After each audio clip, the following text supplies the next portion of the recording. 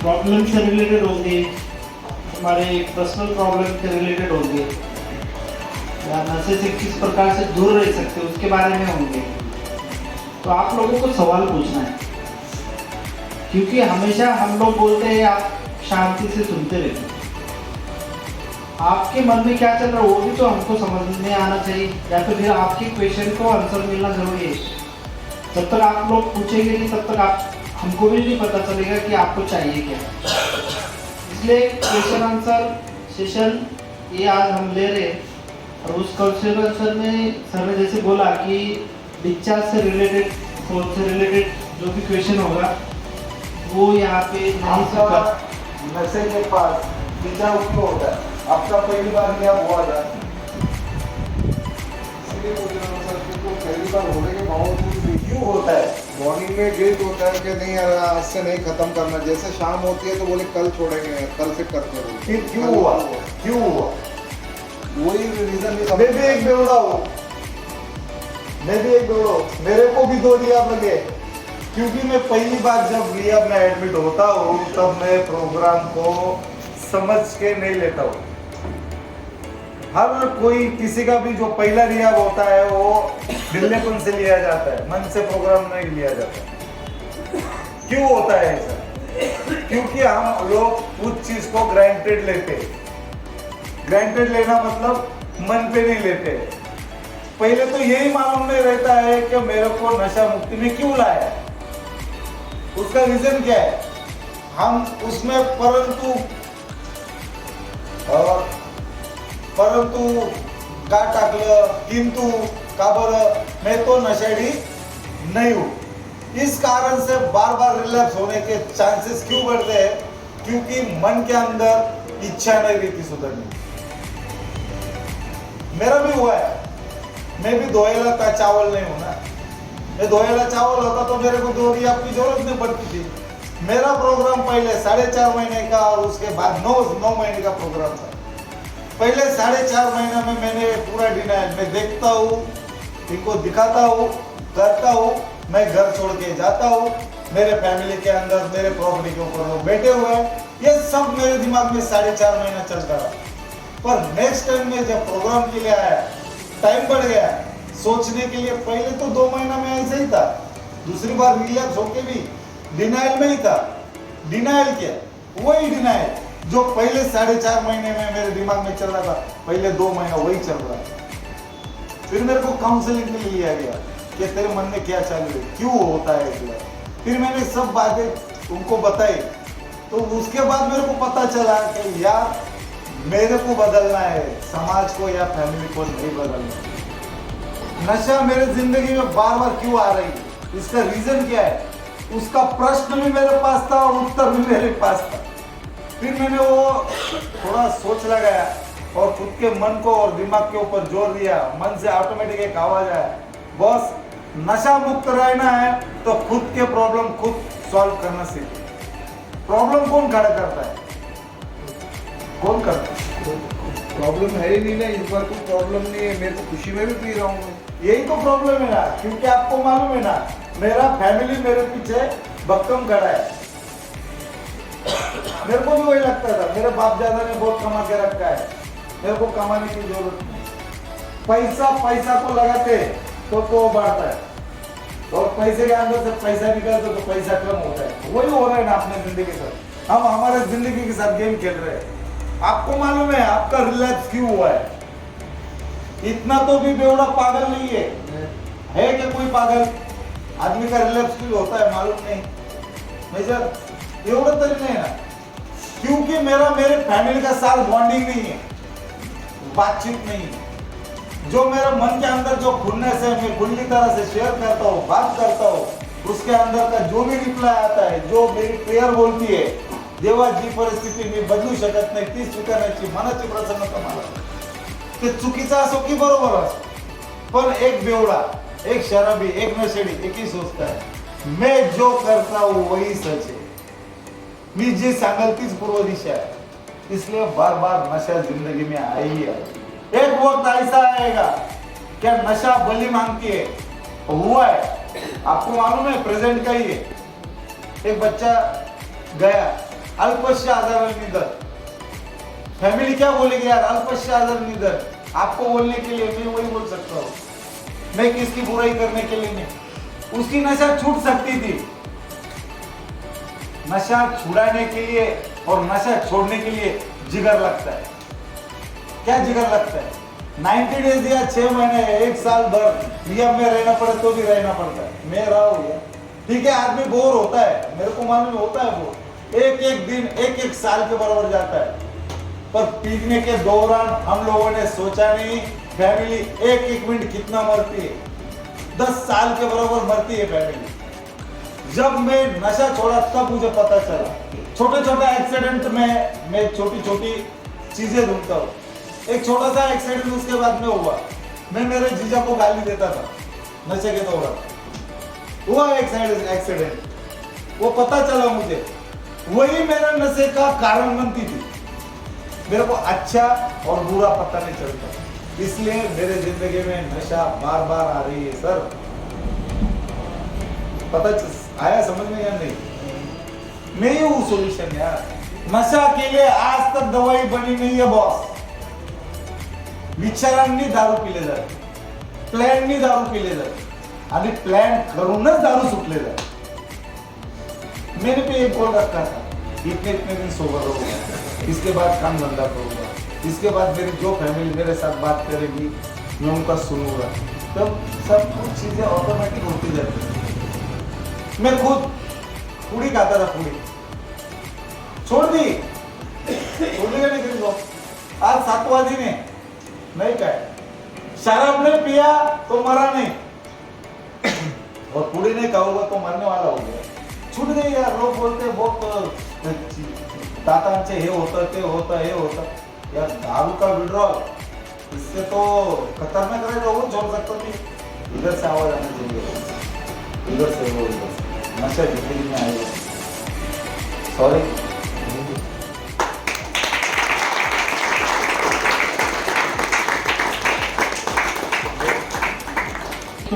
आपका question actually मेरे को समझाने था क्या है?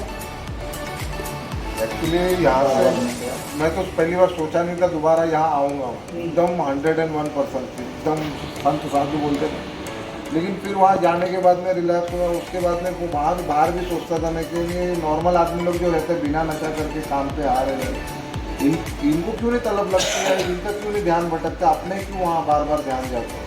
और गम खुशी तो कुछ नहीं है, देख लिया मैंने कि मैं खुशी में भी पी रहा हूँ, तो मैं अभी बहाना भी नहीं लगा सकता। उसने बोला है, इसने किया, ऐसा हुआ वैसा हुआ, ये मेरा ही अंदर का इंस्टिंक्ट मेरे को बार बार क्रेविंग करके वहाँ बुला रहा है। हम जिस प्रकार से नशे को समझते हैं, काफ़ी चीज़ें ऐसे हैं जिनको हम नशा समझते हैं। जैसा दारू हो गया, गांजा हो गया, चरस हो गया, ब्राउन शुगर हो गया, वैसे वर्कॉलिक हो गए, अल्कोहलिक हो गए। ऐसा गिने चुने चीज़ें हैं जो 10-12 उनको हम नशा समझते हैं। लेकिन अभी तक अगर हमने WHO का सर्वे से अगर जाए 122 प्रकार की नशा है, और 122 प्रकार की नशा अगर हम किसी इंसान को लगा के गिनते हैं तो ऐसा कोई आदमी नहीं मिलेगा जिसके अंदर नशा नहीं है। खाली डिफरेंस है, अलग है। जैसे आप लोग सोचोगे कि मैं कुछ नशेबाज नहीं हूँ, हाँ मैं हूँ, मैं वर्कॉलिक नशेबाज हूँ। वैसे आप बहुत ज़्यादा जिम करने वाले को देखते हैं तो जिम की नशा उसके अंदर है। आप दुनिया में बहुत ज़्यादा कंजूस मारवाड़ी देखते हो, कंजूस लोग देखते हो, पैसा कमाना जानता है, खर्च करना नहीं जानता है, तो पैसे की नशा उसके पीछे है। किसी को काम की नशा है, किसी को हीरो बनने की नशा है, किसी को नाम कमाने की नशा है, किसी को पॉलिटिक्स की नशा है। वो बनना चाहता, कोई ना कोई नेता बनना चाहता, भले उसमें 10,000 बार फेल होने को, फिर बाद में वापस खेत बेचेगा, घर बेचेगा, लेकिन पॉलिटिक्स जैसी भी है ना, उसके ब्लड में क्या आता है पता नहीं, लेकिन वो खड़ा हो गया। तो 122 प्रकार की नशा है। तो हम ये नहीं कह सकते कि सर्वसाधारण आदमी जो जीता है वो नशे नहीं करते। उनमें भी नशा है, नशे का प्रकार अलग है ना। कुछ नशा ऐसी है जो होनी चाहिए कुछ। हम देखते हैं कि ISI अधिकारी बनने के लिए या बड़ी पोस्ट पे जाने के लिए बहुत तेज नाइट नशा करते, मतलब नशा मतलब पढ़ाई करते वो लोग, तो वो भी एक नशा होती है। उनको 3-3, 4-4 दिन नींद नहीं आती है। उनको कितना भी पढ़ाई के लिए किताबें ला के दो, वो सब किताबें पढ़ के खाली करके दो, वापस दूसरी किताबें ढूंढेंगे। वो भी एक नशा है। ऐसे बहुत प्रकार के नशा है। कई लोग हम में से ऐसे भी होते हैं कि वो एक औरत नहीं रखते, 2-2, 3-3, 4-4, 5-5 हमेशा बदलने की एक नशा है उनके अंदर। अगर अपन पूछे क्या दुनिया औरत छोड़ दी, अब क्या करेगा? नहीं कर लूंगा। नहीं, 6 महीने के बाद वो भी नहीं, अब क्या करें? और नहीं कर लूंगा, है ना? हम में से कई लड़के होंगे, क्या एक ही लड़की के ऊपर डिपेंड रहते क्या हम लोग? चलो वो चली गई, अब इसके बाद मेरी जिंदगी में कभी दूसरी लड़की नहीं आएगी, तो दूसरे मोहल्ले में दूसरे दिन चला जाता है, उधर नहीं मिली तो बस स्टैंड पे चला जाता है। उसके अलग अलग ठिकाने होते हैं, अलग अलग ठिकानों पे अलग अलग लड़कियां होती हैं, वो भी एक नशा है ना? तो हमें क्या करना है, ये नशे से दूर रहने के लिए। जैसे हम आपने बोला कि बाकी लोग जो सर्वसाधारण इंसान है जो नशे करके दारू गांजा पीते नजर नहीं आते, वो कैसे बिना नशे के रुक जाते? तो अच्छी अच्छी नशे वो लगा लेते, है ना? डाइवर्ट कर देते खुद को। जैसे मैंने डाइवर्ट कर लिया काम के अंदर, डे नाइट मेरे दिमाग में एक ही चलता है, नशा मुक्ति केंद्र, आज यहाँ से लेक्चर आने वाला है, इसको लेक्चर लेना है, आज मेरे को ये लेक्चर लेना है। उसी के बारे में अगर मेरे बारे में अगर किसी ने मेरा ब्रेन निकाल के उसके ऊपर रिसर्च किया ना, तो इसमें साला दूसरा कुछ मिलेगा ही नहीं, इसमें एक ही चीज मिलेगी। कॉल नहीं आया, आज ही आने वाला था, वो पेशेंट का क्या हुआ, वो फैमिली का क्या हुआ। घर पे भी मेरी वाइफ काफी बार मेरे को ये बोलती रहती है, आप अभी घर पे हो, मैं उससे कुछ भी बात कर लूं पर रिएक्ट के बारे में नहीं बोलता उससे। आज वो पेशेंट का ऐसा हुआ, वो फैमिली ने बहुत कट किया, इसका डिस्चार्ज हो गया, या इसका टाइम नहीं हुआ था, या तो फिर इसके अंदर ग्रोथ नहीं हुआ था, फिर भी लेके गए। ऐसी ही बातें मेरे दिमाग के अंदर चलेगी। आप इसको रिसर्च करने के लिए भेजेंगे, मतलब वो वाला नशा है। लेकिन वो नशे से मुझे क्या मिल रहा है? तरक्की मिल रही है, नाम मिल रहा है, और ईश्वर का काम मिल रहा है। ये सर्वसाधारण आदमियों का काम नहीं है, ये ईश्वर का काम है, भगवान का काम है। इसको हर फैमिली की चीज कहती है कि आप जो काम कर रहे हो भगवान का है। मैंने ऐसे कई फैमिली देखी, फिर उसके बाद मैं आपको बता रहा हूँ कि ये जो काम कर रहे हैं ना हम लोग, ये आदमियों का काम नहीं है, ये ईश्वरों का काम है, भगवान का काम है कि एक इंसान के लिए अच्छे कर्मों के लिए काम करे, है ना? अगर ये नशा मेरे अंदर है तो वो अच्छी नशा है। अगर कोई आदमी बिजनेस बढ़ाना चाहता, बिजनेस की नशा होती है, डे नाइट बात कर रहे तो उसको याद तक नहीं रहता उसकी फैमिली कहाँ है, कैसी है। जब उसका काम आखिरी मुकाम तक नहीं आता और वो होने के बाद जब उसको घर याद आता है तो उसको वो काम की नशा, बिजनेस की नशा है, वो अच्छी नशा है ना, उससे आदमी की प्रगति होती है कि नहीं होती? तो हमें अपनी ये जो दारू गांजा भांग चरस, जिससे हमारा शरीर खराब हो, जिससे हमारा मन खराब हो और जिससे हमारा सोशल में नाम खराब हो, ऐसी चीजें छोड़ के बाकी की नशा अगर की जिसमें हमारा फायदा है चाहिए। इसीलिए बोल रहा हूँ 122 प्रकार की नशा है और एक आदमी ऐसा छूट नहीं सकता कि उसके अंदर वो नहीं है। कोई ना कोई पॉइंट आपको मिल ही जाएगा, लेकिन वो सभी नशा जो बाकी की है, जो समाज के काम में आए, जो खुद के काम में आए, घर वालों के काम में आए और उनसे तुम्हारा नाम हो, ऐसी नशा पाने में मजा नहीं। तो आपका ये जो नशा है उसको डाइवर्ट करके वो नशा तुमको लगनी चाहिए। सोबरिटी की नशा कितनी अच्छी नशा है, मुझे कोई भी नशा नहीं करनी, मुझे सोबरिटी की नशा लगनी चाहिए। चाहे मेरा मरण आ जाए, चाहे मर जाओ, कितना भी लोग मेरे को चैलेंज करें, कितने भी उकसाए, कितने भी करोड़ मेरे सामने रख दे, लेकिन एक गिलास का प्याला मेरे पेट में नहीं जाएगा। कितनी बड़ी नशा है। क्यों नहीं करते आप लोग? मन डाइवर्ट कर दो, आप भी विजय प्राप्त कर लोगे। हाँ, ये बंदा बैठा इधर, सब कुछ भी हो जाए, स्लिप नहीं होगा। मम्मी गुजर गई, सिस्टर गुजर गई, दादी गुजर गई, उसकी आजी गुजर गई, उसके काका गुजर गए, कितने मौके थे, इतने मौके थे नशा करने के लिए, फिर भी उसको जो सोबरिटी की नशा लगी उसके आगे ये सब नशे थे। उसके बाद में कंजूस है, एक नंबर का कंजूस है। वो हमें कंजूस बोलता है, लेकिन वो एक नंबर का कंजूस मैं हमेशा देखता हूँ, रोज उसको नॉनवेज खाने की आदत है, चाहे घर पे हो चाहे इधर हो। इतना मेरे साथ में जो भी है, हम पार्टनरशिप में कर रहे हैं, जो सबको मिलता है उतना उसको भी मिल रहा है, फिर भी वो रोज ढूंढते रहता है, दिनेश आज तुझ्याकडे पार्टी 2 अंडे आणून दे, दीपक आज तुझ्याकडे पार्टी 4 अंडे आणून दे। ये देखो गाना भी नशा कहीं बज रहा है। ये भी नशा है, उसको अच्छा है ना। अगर ऐसी अच्छी नशा हो और जिसमें से आपको जीवन मिलता हो, नाम मिलता हो, सोशल वर्क मिलता हो, तो ये नशा करके फायदा है ना हमारा।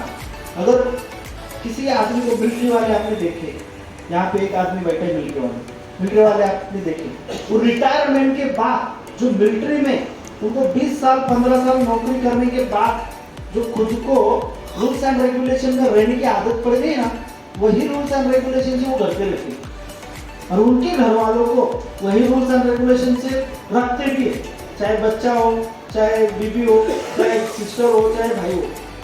वो आदत हो गई है और वो रूल्स एंड रेगुलेशन में उसको मिलिट्री के नेम सिखाए, खुद की तरक्की सिखाई है और उसी प्रकार से अगर घर भी रहा चला तो अच्छी आदत है ना, वो नशा अच्छी है। हम में से कई लोग हैं, आप देखते हो कि ये साधु संत लोग, उनको साधु संत या भगवान की चाह हो जाती है, चाहो तुम कितने भी लालच दे दो भी, फिर भी वो साधु संत वापस अपने घर पे नहीं लौटते। एक बार साधु बन गया कि बन गया, हाँ कितने कोट्याधीश की प्रॉपर्टी छोड़ के चले जाते हो। एक्चुअल में देखिए तो एक नशा है, एक मानसिक बीमारी है, वो चीज भी एक मानसिक बीमारी में आती है। लेकिन वो बीमारी से अगर उनको कुछ मिल रहा है, अच्छा मिल रहा है, तो उनका फायदा है ना उनकी, है कि नहीं। जिससे हमारा शरीर खराब हो, मैं वही बोल रहा हूँ, जिससे हमारा नाम खराब हो, जिससे समाज में अपना नाम खराब हो, ऐसी चीजों से दूर होके अच्छी अच्छी नशा लगा लो ना, फायदा तुम्हारा ही है। अगर तुम्हारे मन को अच्छा लगता है तो बजा दो ताली, वरना छोड़ दो।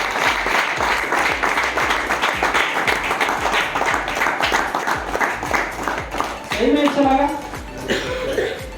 चलो अगला क्वेश्चन पूछो, मैंने सबको बोला है, नहीं तो लाइन से लूंगा एक एक क्वेश्चन। कौन पूछना चाहता है? हाँ, काही काहींना मरोस्तर भेटत नाही आणि काही काहींना शेलिंग भेटतं। जे जेव्हा आले ते दादा यांच्याकरता जोरदार टाळावा। कारण की त्यांची जी आजार आहे तो वेगळा आहे आणि त्यांच्यामध्ये जो ग्रोथ दिसतोय अति सुंदर ग्रोथ आहे तो, अलग लक्षात। आणि अजून काही दिवसात, काही वर्षात तुमचा ग्रोथ अजून वाढेल, कारण तुम्ही आले होते तेव्हा त्यांची परिस्थिती खूप बिकट परिस्थिती होती। सेशनमध्ये ते वायत बडबड, वेगळं बोलणं, राहणीमान, खूप प्रकारे बदलाव झाला दादा, अजून पण बदलाव होईल, चांगलं बनत। ते नंतर कलेक्शन करू आपण, पण हे जो हा तुमचा जो आजार आहे ना, हा आजार बडबड करणे, हा बऱ्यापैकी 100% मधला आहे ना, 100% 1% प्रोग्रेस चालू झाली, हे मी तुम्हाला सांगतो। थोडासा होईल आज, प्रयत्न करा। चला घ्या प्रश्न। चलो क्वेश्चन कौन पूछना चाहता है? पूछो यार, जब तक आप बोलेंगे फिर हम आगे नहीं बढ़ेंगे। विचार आने से कंपल्सन करा रहे हैं।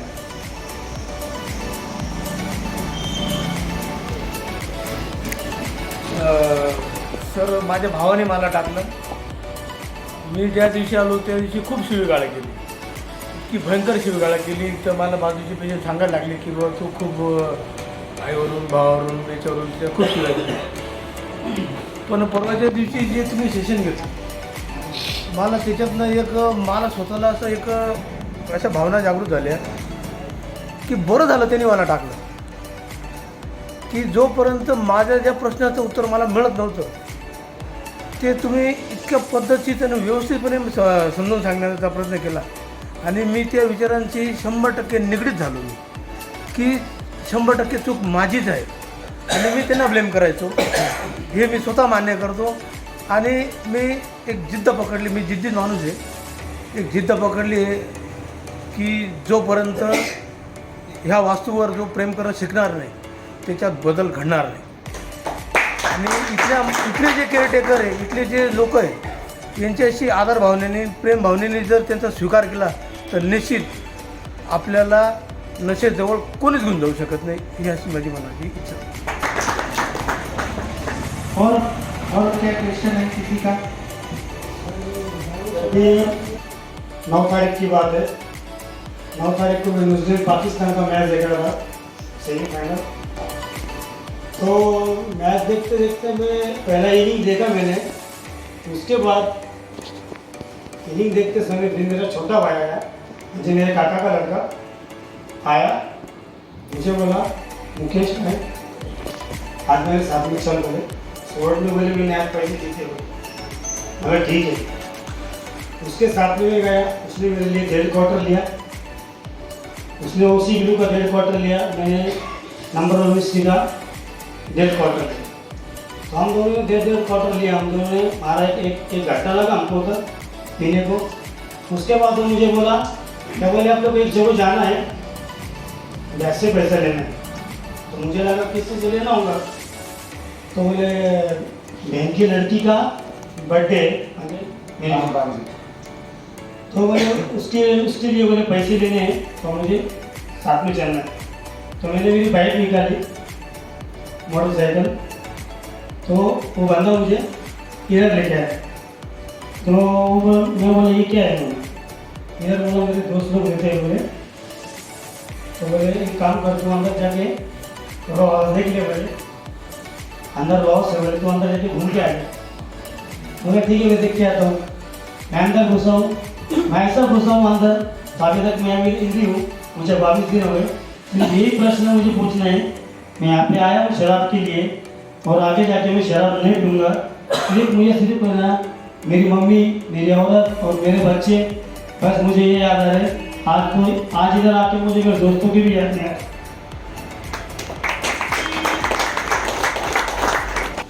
अपना जो ये रॉ हाउस है ना 3 महीने तक पूरा देखा नहीं जाता ना. 3 महीने तक प्रोसेस चलती रहती है इसकी देखने की, तब तक समझना है. ठीक है. उन्होंने जो उनका जो मनोगत व्यक्त किया, उन्होंने जो थोड़ा मनोगत व्यक्त किया है, ठीक है, उनका फैमिली के साथ लगाव है और उनको आज बिना नशे की मम्मी की, बच्चे की, भांजे की और मिसेस की याद आ रही है. उनके लिए ताली बजाओ. ये मतलब ये वास्तु का आप लोगों का बहुत बड़ा उनके पीछे हाथ है. क्योंकि नशे के दौरान मुझे मेरी फैमिली याद नहीं आती. नशे में तो मेरा बड़ा भाई भी गया है, वो नशे के लिए. सुनो ना, मैं आपका जो प्रश्न है उसका भी उत्तर दूंगा. आप जैसे आप इधर फैमिली को लाइक कर रहे हो, याद कर रहे हो, आपसे 10 गुना ज्यादा आपकी फैमिली आपसे प्यार करती है. आपके दोस्त ने आपको इधर लाया है. आप बोलेंगे, बोलता हूँ, मैं भी बोलता हूँ, मेरे दोस्त ने एडमिट किया, वो शराब पी रहा है, उसने मेरे को इधर डाला, फंसा दिया. पर बॉस आज जो याद इधर आ रहे हैं ना, आप 10 साल जिंदगी के आप फैमिली के साथ गुजार सकते हो. कल जो एक्सीडेंट हुआ वो यही कारण से हुआ. नशा छोड़ने का नाम में एक माध्यम रहता है. हर बंदे को इधर लाने के लिए कोई ना कोई माध्यम बनता है. कोई पेशेंट बनता है, कोई रिलेटिव बनता है, कहीं बहन में सिस्टर बन जाती है, कहीं जीजा बनता है, इधर बाप को रोल निभाना पड़ता है, कभी समाज के अंदर का एक आध आदमी. हर आदमी को ये चांस नहीं मिलता बॉस. आपको गॉड गिफ्ट है. जितने भी लोग इधर बैठे हैं, मैं भी खुद में भी, मेरे को भगवान ने गॉड गिफ्ट दिया है नशा मुक्त होने के लिए. आपको भी गॉड गिफ्ट दिया है. आप जितना इधर फैमिली को याद करोगे उतना आप नशे से दूर रहोगे. पर पॉजिटिव रहिए, नेगेटिव रहिए नहीं. ओके, अच्छा याद आ रही है, पर याद आना कुछ फायदे का नहीं. पर एक बार बच्चे से तो बात हो सकती है। होगी होगी, 1.5 महीने के बाद आपकी बात होगी, आपका फोन आएगा तो आपको तुरंत दिया जाएगा। आपके जो ब्रदर है और जो इधर आपका जो भाई था, भांजा या भतीजा था, उनके और हमारे रिलेशन बहुत अच्छे, मतलब एक फैमिली है, एक फैमिली के रिलेशन में वो ऑटोमेटिक आते हैं, ऑटोमेटिक आएंगे। पर आपको जो फैमिली की याद आ रही है, यही याद आपको सोसाइटी में ट्रांसफर करना है, मतलब बदलाव करना है। सोचना है मैंने मेरे फैमिली को नशे के दौरान क्या क्या दिया है, मेरे फैमिली को क्या दुख दिया है। ठीक है, आपने आपके लड़की को बिस्किट का पूरा दिया है, लॉलीपॉप दिया है, खाने के लिए सब कुछ चीजें दी है, पर यार किधर ना किधर बच्चों को दुख तो होता होगा ना अपने बाप के लिए, होता सिल के नहीं। इसलिए थोड़ा सोचो यार, हमेशा के लिए इधर किसी को भी नहीं रहना है। जिसका मानसिक बदलाव होता है वो ऑटोमेटिक जाता है, उसकी फैमिली भी आती है, लेके जाती है। आपके ऊपर आपके फैमिली का प्यार है, इसलिए आप लोग इधर हो। और हम आज तक अभी तक का ये मिनट का रिकॉर्ड है, जिसकी फैमिली लेने के लिए आएगी उसको छोड़ दिया जाता है, पर आपके फैमिली का आपके साथ ज्यादा प्यार है, इसलिए आप इधर हो। मैंने उस दिन वो शक्कर का और नमक का बोला था, आपको उदाहरण दिया। आप नमक से ज्यादा प्यारे हो इसलिए आप इधर हो, और शक्कर से ज्यादा मीठे आप लोगों को होते थे ना, आपको बॉक्स के बॉक्स लाके देते थे। हाँ, बात नहीं करती। इसलिए आप इधर हो, ये दिन का फायदा उठाओ, उधर अच्छा इंप्रूवमेंट करो, योगा मेडिटेशन क्लासेस करो। इधर हर बंदे को याद आती है, हर बंदे को। मैं खुद एक, मेरा भी प्यार चालू था, रियाद में था, प्यार चालू था। मेरे को किसी की याद नहीं आती थी, मेरे को उसकी याद आती थी। पर इसका रीजन कौन है? रियाद में आने के लिए या फैमिली को रियाद में डालने के लिए किसने मजबूर किया है? यस, उसका प्रायश्चित कौन लेगा? प्रायश्चित अपने को ही करना होगा। नशा मुक्त हो जाओ और अपने फैमिली के साथ सुखी रहो। ओके, आपका हर बंदे का जिसका भी कॉल आएगा आपको दिया जाएगा। 1.5 महीने के बाद, 2 महीने के बाद कॉल मिलता है, आएगा घर में। इसलिए वो छोड़ दो, आपको एक ही मोटिव रखना है, एक ही गोल रखना है, बस इधर आए तो अपना आत्म परीक्षण करना जरूरी है। आप आत्म परीक्षण करो और मेरे को आपसे पर्सनली आप अच्छे रहेंगे, इतना मेरे को गारंटी। पर मन का परिवर्तन मत होने दो, क्योंकि 1-1.5 महीना होता है, आदमी के अंदर बदलाव होता है। क्या बदलाव होता है? अभी मैं फिट हूँ, अभी मेरे को 1.5 महीना हो गया है, 2 महीना हो गया है, अभी मेरे को जाने देना चाहिए, मैं सब समझ गया। कुछ नहीं भाई, नशा है, कावेबाज है, चालाक है, चतुर है, ये पहले भी अब मैं नहीं समझता। जिसको समझता है रहे ना यार, मैं बोलता हूँ पहले ही भी अब में लोग, बच्चे लोग बाहर निकले, अच्छे लोग बाहर निकले, पर उसके लिए कुछ तो बलिदान देना पड़ेगा। काम के लिए मैं जाता हूँ, 10,000 50,000 डूबे में सब पैसा कमा के लाता हूँ, तब हमारी फैमिली किधर रहती है? इंडिया में। और अपन उधर कुछ पाने के लिए कुछ खोना पड़ता है और कुछ खोने के लिए कुछ पाना पड़ता है, इसलिए आप इधर हो भाई साहब। हाँ, ओके, मिला आपका उत्तर?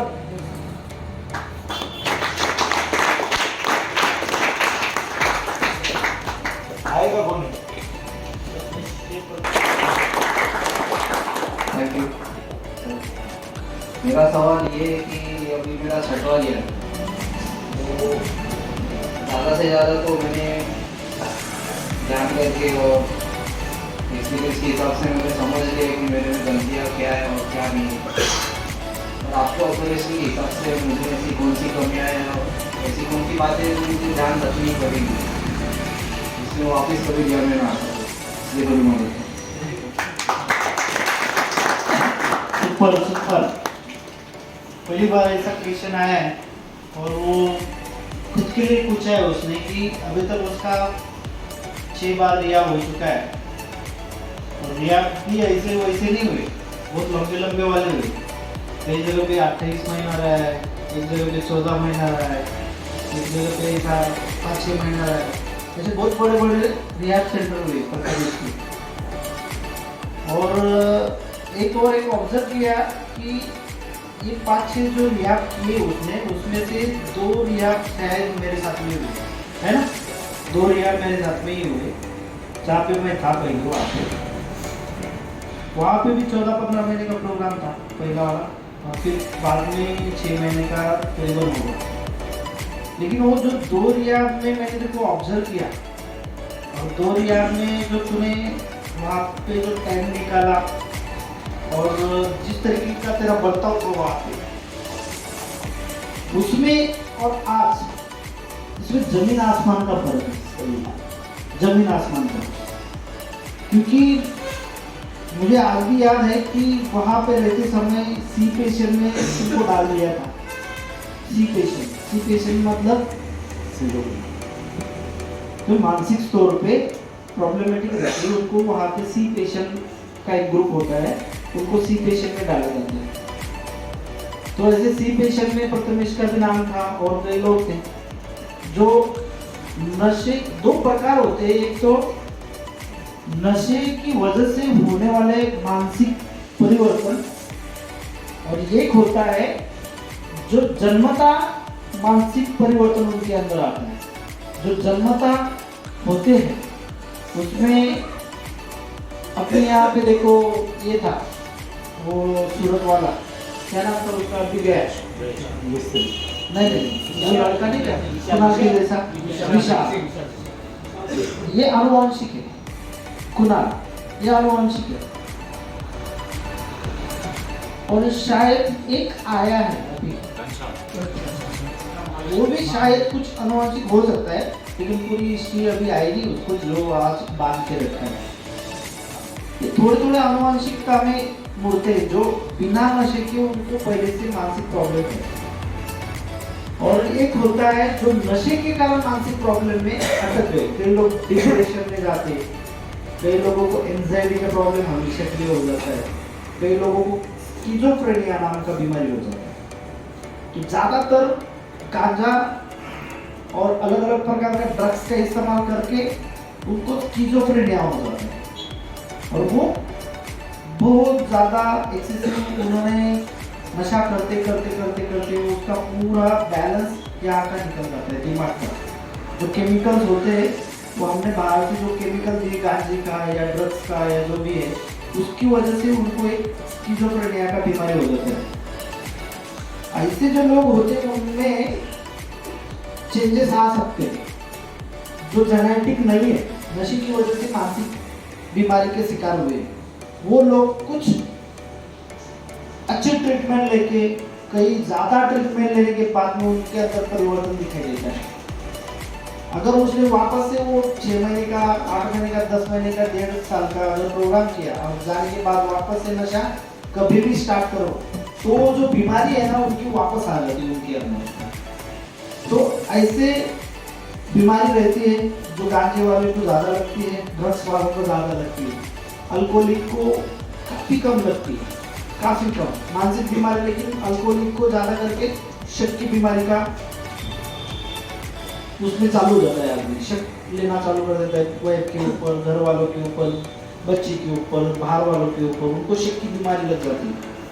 तो ऐसे जो छोटे मोटे प्रॉब्लम है, तो ऐसे वहाँ पे मैंने देखे थे, मैंने ऑब्जर्व किया था, लेकिन उसमें से यहाँ पे आने के बाद वो तेरा बहुत कम हो गया, उसमें काफ़ी सुधार आया कि आज की डेट में तू अपना जो नया पेशेंट आता है उनकी मदद करता है, उनको खाना पीना देता है, उनकी सेवा कर रहा है, ना ही तेरे मानसिक प्रॉब्लम उस प्रकार से यहाँ पे आए। 1-2 बार हुआ था बीच में, जब तेरे को इंजेक्शन दिया था, एक दिन तेरे को बांधा भी था शायद, वो 1-2 बार हुआ था, लेकिन ऐसा बहुत बार दिखा कि तू थोड़ा फ्रीडम जिंदगी जी रहा है, मानसिक तान तनाव की जिंदगी तेरी कम हो गई, तेरे को हेलुसिनेशन होते थे, तेरे को कुछ दिखता था, आध्यात्मिकता में तो बहुत ज़्यादा जाता था।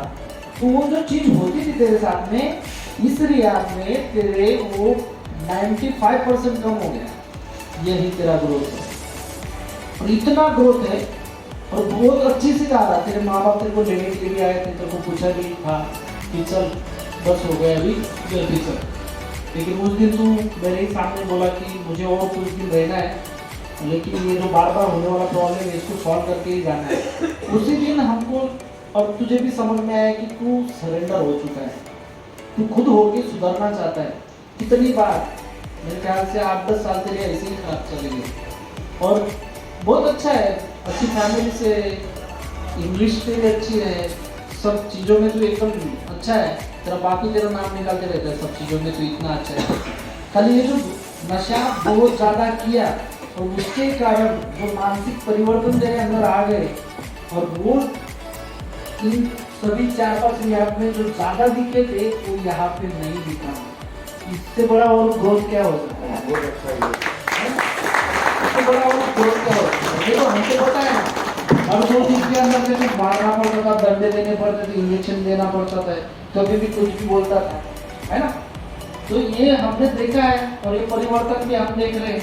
ऐसा ही अगर तू सरेंडर रहा और तू करने की जिद थी वो छोड़ के अच्छाई की ओर अगर तू रहा, तो डेफिनेटली भविष्य की चिंता मत कर। मैं हमेशा बोलता हूँ भविष्य की चिंता मत कर, जिस दिन बाहर जाएगा ना उसी दिन 12वें गियर पे तेरी गाड़ी चलेगी, सबसे आगे निकल जाएगा।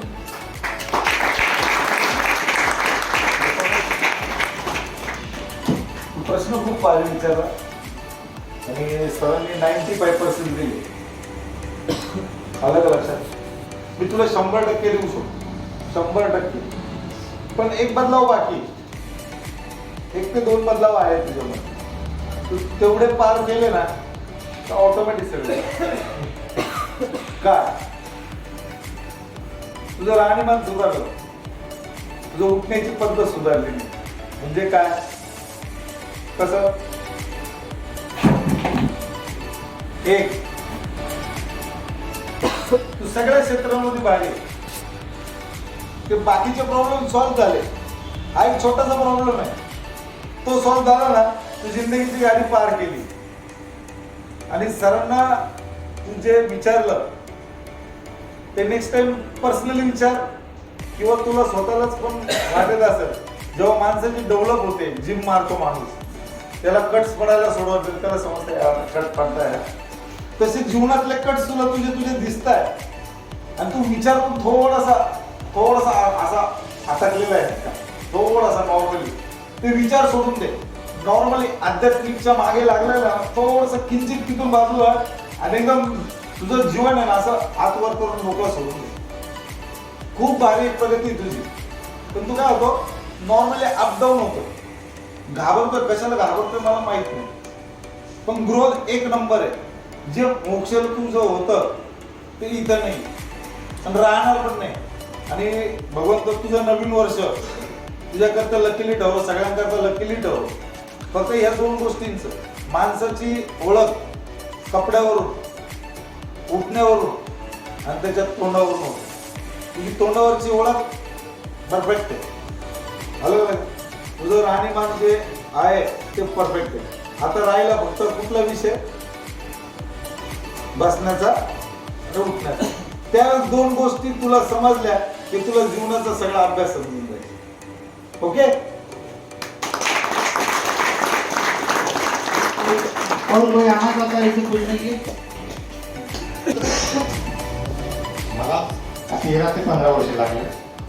हा मी नंदला बेवडा नाही, मला कळलंच नाही की मी बेवडा आहे. 13 ते 15 वर्षापासून दारू पीत होतो, का पीत होतो माहिती नाही, काय नुकसान होतं हे माहिती नाही, आणि इथे मला का टाकलं हे पण माहिती नव्हतं. सुरुवातीला मला पिकअप झाला त्यावेळेस फक्त बायको बोलली नव्हती, त्यावेळेस माझ्या समोर चेहरा आला सरांचा. त्यामुळे मी पिकअप अशी खुशी नव्हती, काही बोलून आवडली. दीपक असेल देतं, दीपक भाऊ ते बोलले 8 दिवसाकडे नाही. ठीक आहे, मग 8 दिवस. नंतर 8 दिवस झाले, मला काहीच कळत नव्हतं. बेवडा आहे मी बेवडा असं आलं मला. 13 वर्ष मला कळलं नाही, पण मी ते 15 दिवस झाले तेव्हा मला कळलं की खरंच आपण बेवडे होतो. आपण एन्जॉय म्हणून ठीक नव्हतो, की आपल्याला एक व्यसन लागलं होतं, एक आजार लागलेला आहे. आणि तो आजार 3 महिने बरा होईल आणि विचार करायला लागेल असं मला मी गृहीत आहे. का की मला कळलं नव्हतं. 8 दिवस तर माझी निघून गेले आणि मला मेडिसिन माझी डेलीचीच होती, ती डेली मला मिळत होती. मग मला कळून चुकलं, माझ्या फॅमिलीने पूर्ण अभ्यास करून, सर्व विचार करून माझे मेडिसिन 3 महिन्याचे मेडिसिन सुद्धा इकडे पाठवली. मग तेव्हापासून मी एकदम फ्री झालो की आपण 3 महिने पूर्ण प्रोग्राम घ्यायचा आहे आणि व्यवस्थित जायचं आहे. आता 20 तारखेला माझं फॅमिली आयडेंटिटी आहे. सर म्हणे अजून एक महिना जानेवारीपर्यंत यांना सोडत नाही. बाकी तुम्ही दुसरे गप्पा 1 तास 2 तास करा फॅमिलीसोबत. फॅमिली आम्ही घ्यायला चालू आमचं मन लागत नाही. पण आम्ही अशी तुझी सर्वांची गप्पा झाली, आईची, माझी, बायकोची. सर बोलले 1 महिना, अजून 1 महिना, काही प्रॉब्लेम नाही. खरंच तिथं आल्यानंतर माझे ते शारीरिक बदल बघितले त्यांनी. ठीक आहे. हा ना, ठीक आहे ना साहेब. तुम्हाला वाटत असेल 3 महिने, तुमचा प्रोग्राम आहे 6 महिने, तर तो वाटतं मला. आता तुम्ही इथे पोहोचलोय, मी सगळीकडे झालो. खरंच नाही, मी आता 1-2 तारखेला जाईल आणि परत आता रिटर्न येणार. नाही 10 दिवस जायचं मला. बघू. नाही कसं माहिती का, प्रोग्राम हा जो आहे मला नाही वाटत की 3 महिन्याचा आला आहे. याला तर आयुष्यभर प्रोग्राम करावा लागतो. आपण म्हणतो की मला 12 पायऱ्या पाठ झाल्या, नाही त्या पाठ कंट्रोल होते. ते ब्राह्मणांचे जे शब्द पण आहेत ना, ओम पट स्वाहा अमुक ढमुक, त्यांना पण कळतं की आपण काय बोलतो. आम्हालाही कळत नाही. आम्ही 3 पायऱ्या म्हणतो पण आम्हाला पायऱ्यांमध्ये काही कळत नाही. त्या एक पायरीचं मी एक पायरीचं म्हणजे वाचत आहे पुस्तक, 12 पायऱ्या 12 गोळी. अहो वाचायला बसलो तर असं वाटत होतं एक कात्र निघून जाईल, काही कळत नव्हतं. पूर्ण पुस्तक वाचलं, 12 पायऱ्या वाचल्या. तर म्हटलं ही एक पायरीमध्येच आपण हे कोर्स आहे, खरंच जाणार. आणि ते कोणी मान्य करावं लागणार, करतोय. 17 महिने खतम झाल्याशिवाय 14 महिन्यात ही सुरुवात होती हा कळायला. त्याच्याशिवाय माणूस सरेंडर पण नाही होत. तोपर्यंत असं वाटतं हा किती दिवस झाले, 42. किती दिवस झाले, 43. 43 दिवस 4 घंटे 5 मिनिटं झाले है ना. मतलब 1-1 मिनट असं मोजत असतो ना प्रत्येक व्यक्ती जर, कारण ये सब लोगों को ये पता चल चुका है कि ये 3 महीने का प्रोग्राम है. और 3 महीने का प्रोग्राम समझने के बाद आदमी फुल ग्रांटेड लेना चालू कर देता है. पहले ठीक है, तुम आने के बाद में 1 महीना तो समझने नहीं जाता है कि बाबा 1 महीना कैसे निकल गया, मेरे को किसने डाला, जैसे कल वो बात हो रही थी. पुनः भी ढूंढते रहते 1 महीने तक. फिर जैसे भी 1 महीना भरने के लिए आएगा तो उसको खुद को बहुत ज़्यादा गारंटी होती है कि मेरे घर वाले मेरे को 1 महीना के ऊपर रख ही नहीं सकते, क्योंकि मेरे सिवाय घर चलाने वाला कोई नहीं है. मेरे ऊपर बहुत जिम्मेदारी है, मेरे साथ ऐसा हो ही नहीं सकता. लेकिन जैसा भी एक पहला महीना गया, उसके बाद में थोड़े से इंडिकेटर लगते हैं उसके, और तब सोचता है आदमी नहीं अब आए हो तो कुछ सीख के जाओ. तो प्रोग्राम है आप 1 मिनट में भूल जाते हो. यहाँ पे जो भी निश्चय लिया होगा आपने कि मैं ऐसा करूँगा वैसा करूँगा, जो भी प्लान किया होगा घर पे जाके मैं ऐसा रहूँगा वैसा, 1 मिनट में उसके ऊपर पानी. और जैसे कि आपको पता चलता है कि और मेरा प्रोग्राम बढ़ चुका है, फिर उसके बाद में आप सरेंडर होते हो. फिर भी बोल रहा हूँ वापस आप 4था महीना सरेंडर होते हो, वापस आप 5वें महीना सरेंडर होते हैं. लेकिन 6ठे महीने में वाट लग जाती है. 6ठे महीने में पूरा प्रोग्राम रिवर्स हो जाता है. रिवर्स ऐसा कि आपने जो 6 महीने से दारू नहीं पी है, वो 6 महीने के बाद में आपके वापस से विड्रॉल सिम्टम्स आ जाते हैं. जो आप 3 महीने तक हम लोगों को भगवान समझते हैं, वो बाद में 6ठे महीने के बाद हमको राक्षस समझने लग जाता है.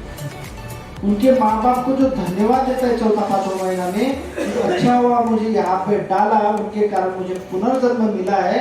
वो 6ठे महीने में उन्हीं को यहाँ से प्लान करता है, यहाँ से जब जाऊंगा तब दिखाता हूँ. 1000 दिन कौन सा महीना चलता है, 8वां फुल राक्षसी गुण चालू असतील. मी तर काही ऐकलं नाही, पण मी सांगतो गॅरंटी. एक दिवस असा काढतो ना व्यक्ती कि ये जो प्रोग्राम है पूरा उल्टा होता है, पूरा उल्टा. क्योंकि नशा छोड़ने के लिए कम से कम 2 मौसम जाना जरूरी होता है. एक तो बरसात में आए होगे तो बरसात और सर्दी, और सर्दी में आए होगे तो सर्दी और धूप. 2 मौसम का चेंजेस होना बहुत जरूरी होता है. तब जाके जो निकलता है ना, तो बाहर जाने के बाद सोना भर के नहीं करता, तब तक नहीं. क्योंकि आप कुछ भी कहो, ये जो शरीर बना है ये पंच धातु से बना है, और पंच धातु में जब भी चेंजेस आते वो चेंजेस अपने शरीर पे आते, और ये शरीर पे वो चेंजेस जब आएंगे तो नशाओं का भी चेंजेस हमारे ऊपर रहता है, समझ रहे? तो दो जो ये काल है, बरसात, सर्दी, धूप, बरसात, ये मौसम जब तक बदलेंगे नहीं और तब तक तुम नशा नहीं छोड़ सकते। ये साइंटिफिकली रीजन है इसका। मेरे ख्याल से आज तक डॉक्टर को भी नहीं पता होगा, डॉक्टर भी नहीं बता सकते। ये वातावरण निर्मित आपको कई बार नशे की तरफ खींच लेती है, इसीलिए आपके ऊपर ये मोमेंट होना जरूरी होता है। तो धीरे धीरे आपके चेंजेस आपको समझ में आए, ठीक है? तो भी 6 महीने के बाद में भी समझो तुम्हारी छुट्टी होगी, तो भी तुमको 9वां महीना और 11वां महीना सबसे खतरनाक होता है। आज जो ये बंदा मेरे सामने खड़ा है ना, ये बंदा 1 साल भर होगा, 13वें महीने में अटका, 13वें महीने में अटका, 12 महीने टोकन तक लिया था उसने, अल्कोहल का नाम टोकन तक लिया था उधर, 13वें महीने में ऐसा अटका, और उसके बाद में ऐसा रिलैक्स हुए कि उसको पता ही नहीं चला कि 3 रियाब कैसे हो गए, 3 रियाब कैसे हो गए पता ही नहीं चला। तब तक पहले रियाब के बाद 12 महीने छोड़ा, 12वें का बाद 13 नया जब से चालू होगा टोकन लिया, तो उसकी शायद 3-4 दिन के बाद जो स्लिप हुआ तो आज तक गाड़ी पटरी पे नहीं, समझ रहे हो? तो इसे मजाक मत समझना, बहुत सीरियसली लेना। तो ठीक है, आप लोग तो कोई क्वेश्चन नहीं पूछ रहे, तो मैं यही पूछ लेता हूँ, रवि सर को भी मौका मिलना चाहिए, हजारे सर को भी मौका मिलना चाहिए, है कि नहीं? तो रवि सर जी, मेरा आपसे प्रश्न है,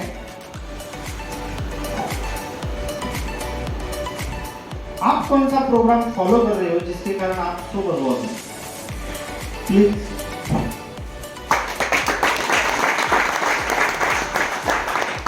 थैंक्स बोलूँगा कैलाश सर को, राकेश सर को, कि एक्चुअली उनके क्वेश्चन में ये मतलब उनको थैंक्स बोलना ही मेरे क्वेश्चन का आंसर था।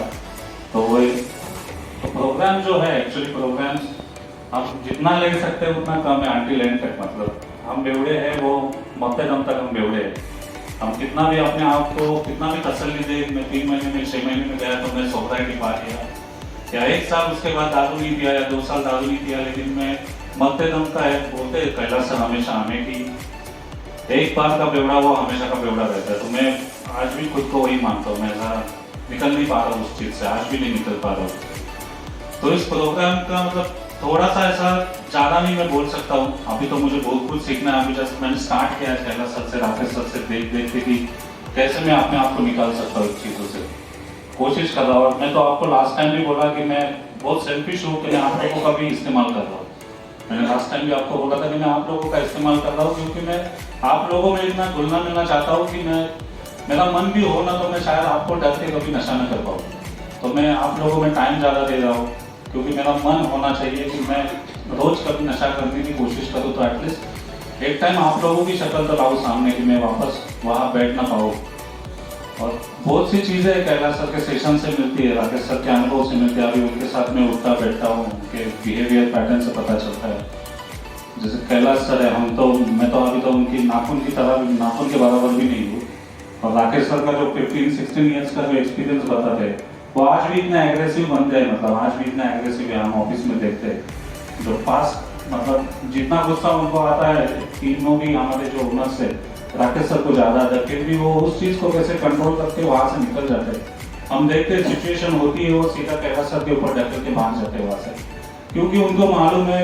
और वही चीज़ मैं सीख रहा हूँ उनसे कि सही में ऐसे सिचुएशन हमारे साथ डेली आते हैं। हम जो रीज़न बताते हैं हमारे फैमिलीज को, या तो हमारे जब हमें यहाँ पे एडमिट किया जाता है तो हम रीज़न हमारे फैमिलीज को बताते हैं कि उनकी वजह से मैंने नशा किया, इस चीज़ से मैं नशा कर रहा हूँ। हमें अभी जो कैलकुलेशन हम लोग कर रहे हैं, यहाँ पे बैठ के जो कैलकुलेशन कर रहे हैं, ये हमें वहाँ टाइम था हमारे पास एक्चुअली, लेकिन हम लोग कभी ये कैलकुलेशन कर नहीं पाए जो आज यहाँ पे आके हम लोग कर रहे हैं। जैसे शफी साहब ने बोला कि मैं ऐसा, मैं हैप्पी भी हूँ, मैं दुखी भी हूँ। पहले दुख में था तो पीता था, आज हैप्पी हूँ तो मैं पी रहा हूँ। मतलब उन्होंने जो डिसाइड किया उनको पीना है, उन्होंने डिसाइड किया है, उनका मेन मोटो क्या है, मुझे दारू पीनी है। वो खुशी हो या कम हो, जो भी है, लेकिन हम यहाँ पे लड़ाई किसके लिए कर रहे हैं? अगर वो खुशी में दारू पी रहे तो वो यहाँ पे क्यों है कि नहीं? वो पूछने वाला सवाल था मुझे मेरे खुद को कि अगर मैं खुश हूँ, मैं दारू पी रहा हूँ, तो फिर मैं यहाँ पे क्यों हूँ? क्योंकि कुछ तो मेरी खुशी मिल रही है, मैं खुश हूँ दारू पीने से, लेकिन मेरी इस खुशी से मेरे पीछे के कोई घर वाले तो दुखी होते रहेंगे ना। अब मुझे जीना किसके लिए? अपने आप के लिए जीना है। क्या हम लोग यहाँ पे आए, हमारे फैमिली ने हमें यहाँ पे रखा है, तो अपने आप के लिए रखा है या हमारे लिए रखा है? आज वो खुश है क्या यहाँ पे हमें रखे? आपको लगता है कि ऐसा कि वो खुश है, क्या हैप्पी है? मैं बोल रहा हूँ आपको, आज भी बोल रहा हूँ कि हम लोग आज खुश है। हम लोग जहाँ यहाँ पे हो ना, हम लोग बहुत खुश है, लेकिन हमारे से ज्यादा दुख है हमारे घर वाले हैं। हम लोग यहाँ पे खुश है क्योंकि हम बाहर थे तो हमें नशा कैसे मिलेगी, किस टाइम पे मैं पीऊँ, किससे पैसे उतार लो, पैसे मिलेंगे नहीं मिलेंगे, क्या जुगाड़ करूँ, बीवी से कितना झूठ बोलूँ, माँ बाप से कितना झूठ बोलूँ, ये सब हम लोग बाहर करते थे कि नहीं नशे के लिए। तो हम लोग बाहर एकदम मतलब ऐसे निर्लज्ज हुए थे नशे के लिए, हम कुछ भी करने थे। तो आज सुखी ना, आज तो हमारे से ये सब कांड तो नहीं हो रहे, हमारे हाथ से तो अच्छा ही हो रहा है ना। अभी यहाँ पे हम टाइम पे योगा कर रहे, टाइम पे हर चीज कर रहे, शायद कोई फिजिकली भी अच्छे से मेंटेन हो रहा है। यहाँ पे हम लोग बाहर नहीं करते थे, ये अंदर करते थे। बहुत से सवाल है, ऐसे ज्यादा टाइम नहीं लूंगा। अभी कैलाश सर ने पूछा तो सिंपली अभी आधे घंटे में ये सेशन के पहले कैलाश सर और हम बाहर बैठे थे, तो कैलाश सर ने जस्ट एक टॉपिक निकाला था राहुल गांधी का। एक्चुअली पॉलिटिकल ही है, लेकिन हमें निकालना नहीं दिया। लेकिन टॉपिक ऐसा था, कैलाश सर हमें बता रहे थे, मतलब मैं और कमलेश सर थे तो बता रहे थे कि देखो राहुल गांधी ने मतलब क्या कर रहा है वो, ऐसा उसको पप्पू पप्पू बोलते थे, बराबर है ना, सबको तो मालूम है कि उसको पप्पू बोलते थे। तो कैलाश सर ने बताया, खाली एग्जांपल दिया कि उसको अभी मीडिया ने एक सवाल किया उसको कि राहुल, ऐसा सवाल किया कैलाश सर ने बताया कि आप राहुल गांधी, मतलब आज आप राहुल गांधी ऐसे है, पहले आप राहुल गांधी कैसे थे, मतलब आप कैसे थे पहले और आज कैसे हो राहुल गांधी को, एक सवाल किया गया। तो राहुल गांधी ने मीडिया को जवाब दिया कि कौन राहुल गांधी। राहुल गांधी ने मीडिया को जवाब दिया कि कौन राहुल गांधी कौन। तो ऐसा हमारा डिस्कशन चलता है। तो ये सवाल हमारे लिए भी लागू होता है, ये प्रश्न हमें भी पूछा जाता है, हमें भी हमारे बाहर जाने के बाद आज भी हमें उसी नजर से देखा जाएगा। जैसे राहुल गांधी पप्पू था, आज भी हम लोग बेवड़े यहाँ पे भी है, बाहर जाने के बाद भी हमें बेवड़े की नजर से देखा जाएगा।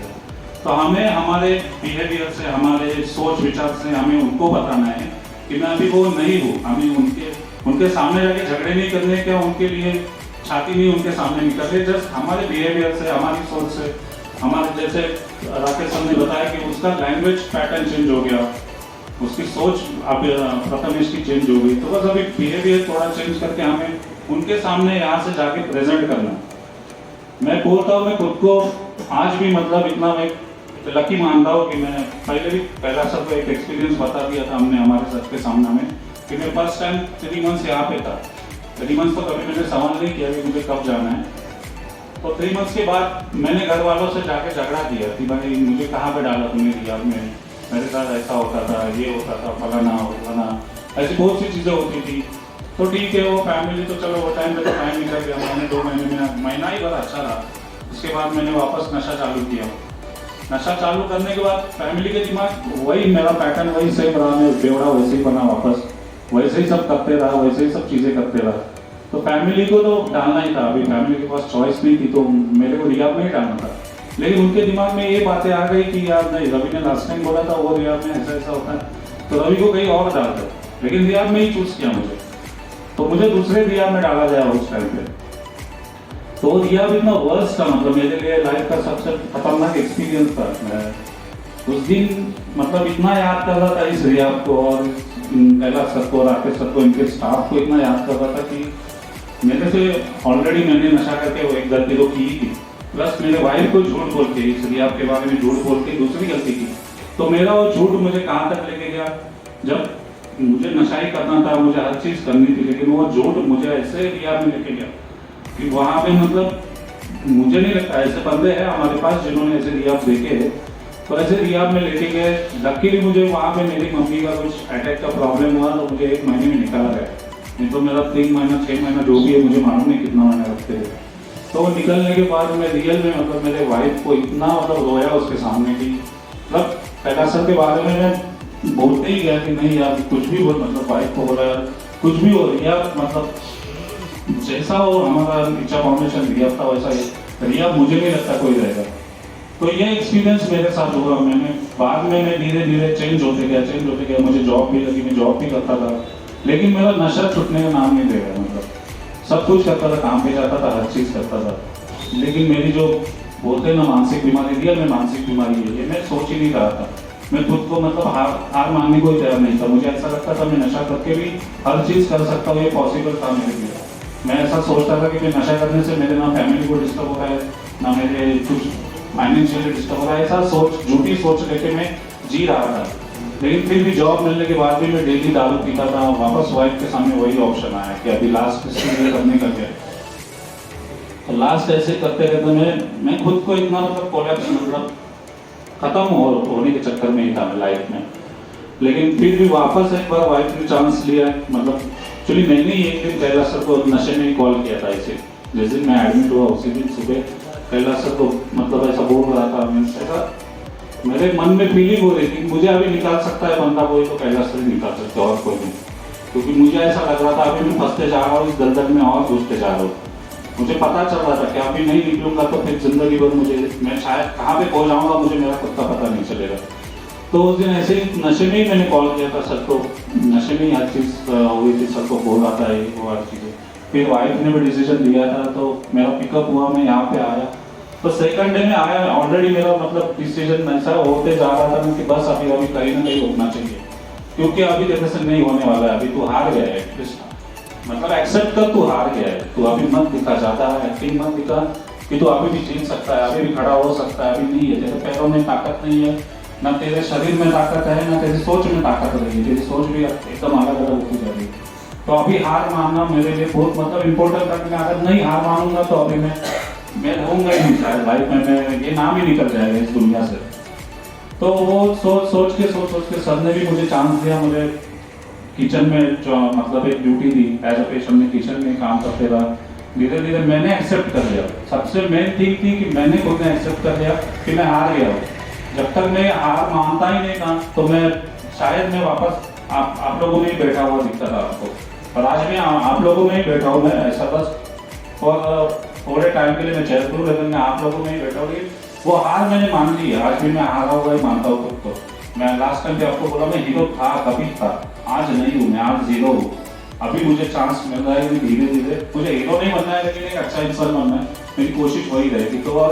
तो वही माध्यम से मैं धीरे धीरे करते करते सर ने, राकेश सर ने, इन लोगों ने मुझे बहुत चांस दिया, जल्दी मुझे ऊपर लाया। मतलब ज़्यादा टाइम मुझे पेशेंट में भी नहीं रखा, 3 महीने में ही मुझे ढूंढिया भेजा गया।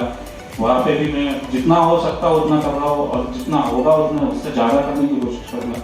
लेकिन मोस्ट इम्पोर्टेंट आप लोगों के लिए मैसेज इतना ही है कि हार मानो। पहले तो यहाँ पे आए हो तो हार मानो, क्योंकि आप हार गए हो करके यहाँ पे हो। इतना आप ये सोचो ही मत कि मैं अभी भी जिंदा हूँ, मेरे में अभी भी ताकत है, मैं अभी भी कुछ कर सकता हूँ, ऐसा बिल्कुल सोचो मत। और जो सब बोलते हैं ना 3 महीने का 6 महीने का, लास्ट टाइम भी बोला था ये अलार्म लगा के यहाँ पे बैठो मैं, 3 महीने बाद मेरा अलार्म बचेगा और मैं उठूंगा और मैं जाऊँगा। या अलार्म के चक्कर में जाऊँगा कि 3 महीने के बीच में ना बहुत सी चीज़ें हमारे साथ यहाँ पे होती रहती है। तुम निगेटिव जो है वो छोड़ दो, वो होने ही वाला है। ये रियाब है, ये रियाब में निगेटिव होने ही वाला है, सबके साथ होने वाला है। हमारे साथ भी तो होता है, कैलाश सर के साथ भी बहुत से एक्सीडेंट होते, राकेश सर के साथ भी बहुत से एक्सीडेंट होते, लेकिन वो तुम लोगों को पता नहीं चलता है। कि बहुत बड़ा बर्डन लेके यहाँ पे जीते। अभी कल अपने में मतलब उस जो बंदे ने जो सुसाइड किया उसमें से हम लोगों ने क्या सीखा है? हम लोगों ने कुछ थोड़ा सा भी सेल्फ एनालिसिस किया है किसी बंदे ने कि ये बंदा हमारे बीच में अभी 20 दिन पहले था, तो उसने क्या नुकसान किया उसके लाइफ में, उसने कैसे वो उस स्टेज तक उसकी हिम्मत कैसे हो गई। तो ये जो आप लोग यहाँ पे ऐसा लाइफ के बोलते हो ना, किसी को मैसेज देते हो ना, ये उसी कारण से हुआ है। जो मैसेज आप लोग यहाँ पे किसी को फोन नंबर देते हो, किसी को कॉन्टेक्ट्स देते हो, ये उसी के कारण उस बंदे की आज आत्महत्या उसको करने को पहुंचती है। तो वो भी रिक्वेस्ट रहेगी कि प्लीज ऐसा मत करो पॉसम, जब आपको जाना है आप ऑटोमेटिक जाने वाले, यहाँ पे कोई रोकने वाला नहीं रहता। मैं हमेशा बोलता हूँ आप लोगों को, अभी सर सामने करके नहीं बोल रहा, ऐसे भी मैं बोलता हूँ कि सर लोग कभी किसी को रोकते नहीं है, बस बाहर जाओ। बहुत इंतजार कर रहे घर वाले हम लोगों का, क्योंकि यहाँ से जाने के बाद बहुत अच्छा होता है, हर चीज़ अच्छी रहती है। निगेटिविटी में यहाँ पे मत रुको, मैं इतना ही बोलूँगा, जितना भी पॉजिटिव मिलता है यहाँ पे इतने। मैं तो कल कंपेयर कर रहा था कि अपने पूरे देश में ऐसा दिया नहीं रहेगा जहाँ पे इतनी स्क्रीन पे हमको मूवीज दिखाई जाती है। मोटिवेशनल सेशंस भी अभी होने वाले हैं और आपको गेम में इतना फ्रीडम है कहीं पे मिलेगा ही नहीं। मुझे तो लगता है कि आप घर पे, रियल में बोलो, मैं आपको सबको पूछ रहा हूँ कि घर पे इतना सब सुविधा ठीक है आपके पास, इतना हम मतलब कैलाश सर, राकेश सर का इतना प्रयत्न रहता है हमारे बारे में, इतनी सोच रहती है। क्यों? क्योंकि आप निगेटिविटी में मत रहो, कहीं भी खेलते रहो। आज भी सर ने रात शाम को फोन करके बोला योगा मत लो, सब थके हुए हैं, योगा कैंसिल करवाए। इतना सब सोचते तो आप लोग खुद से कुछ ज़्यादा उम्मीद नहीं रखते सर लोग। बस तुम लोग ये जो 3 महीना 6 महीना जो रट लगा के रहते हो ना, मत रखो, उससे निकल जाओ। तुम ऑटोमेटिक तुमको 3 महीना, चलो मैं बोलता हूँ ना, ये अलार्म बजने ही वाला है और बजने के बाद तुमको उठ के जाना ही, यही सब होने वाला है। वापस वो अलार्म लगने वाला है, वापस वो 6 महीने का लगेगा, साल का लगेगा, 2 साल का लगेगा। तो ये 3 महीने जो मिलते हैं ना, ये प्रोग्राम ले लो, 3 महीने का अलार्म में मत जाओ। उसके बीच में 24 घंटे जो घड़ी घूमती है ना, उस हर एक घंटे में, हर एक मिनट में, हर एक सेकंड में कुछ ना कुछ यहाँ से मिलता है। अभी जैसे उसका एक्सीडेंट हुआ तो उससे भी बहुत कुछ सीखने जैसी चीज़ है कि प्लीज़ किसी को नंबर को आसान मत करो, उसकी वजह से उस बंदे की मौत हुई है। ये मैसेज में देता हूँ आप लोगों को। उसके पीछे का पूरा कांड वही था कि उसने किसी को नंबर दिया, फिर वो घर वालों को अलग मैसेज किया, उसको यहाँ से निकाला गया। अगर वो यहाँ पे रहता तो आज हमारे बीच में यहाँ पे बैठा रहता। तो इसलिए किसी को मैसेज मत दो, तुम्हारा टाइम आएगा तुम लोग जाओगे। अभी देख रहे हो कितने बंदे यहाँ से जा रहे हैं, किसी ने रोका है क्या? ऐसा आप लोगों को लगता है कैलाश सर रोक रहे, राकेश सर रोक रहे, कोई किसी को रोक नहीं रहा है। आप लोगों के लिए जितना चाहे उतना करने की कोशिश यहाँ पे चालू है। ऑलरेडी रहो, मैं भी आप लोगों के साथ ही हूँ, कैलाश सर, राकेश सर, हम सब पूरी टीम आप लोगों के साथ है। अच्छे से रहो, खुश रहो और नशे से दूर रहो।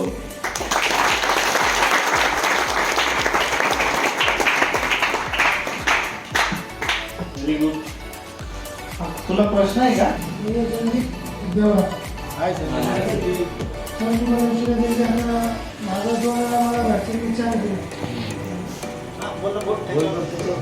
माझं घरच्यांनी मला 2 वेळा चान्स दिला, तर आता तिसरा चान्स घराला दिला. तुला काय वाटतं? एवढाच प्रश्न आहे. तुला काय वाटतं? एक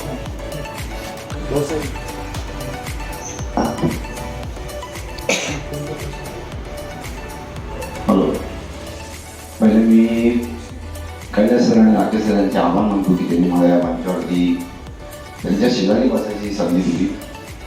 आणि संदीपचा प्रश्न असा होता की 2दा चान्स दिला, शेवटी तू घरच्यांसाठी त्यांचा लाभकाच मुलगा आहेच म्हणा, आणि ते आपल्याला चान्स देतच राहतील. पण ते काय आपल्याला टाकून देणार नाही आहे. मला पण काय टाकलं, मला 2 महिने बोलले, पण आता वाढले माझे, मी काय त्याबद्दल काही बोलत नाही. पण आता तुझ्या प्रश्नाचं उत्तर मी तुला दिलं, कारण तुझ्यावरती घरचे प्रेम करतात म्हणून तुला हा पण चान्स देतील. आता मी एक प्रश्न विचारू, कारण मी मागेच इकडे स्टेशनमध्ये ऐकलेलं की आपण गॅरेजमध्ये गाडी रिपेअरिंगला टाकतो, की मग त्या गाडीचं इंजिन म्हणा, सस्पेन्शन म्हणा, किंवा ऑइल लिकेज आहे का, पेट्रोल ॲव्हरेज का कमी देते, आपण या सगळ्या गोष्टी बघतो. आणि एकदा गॅरेजला गाडी गेली की आपण ती टेस्ट ड्राईव्ह देतो. तर तसं आम्ही आता आलो तर आम्हाला पण टेस्ट ड्राईव्ह मिळू शकते.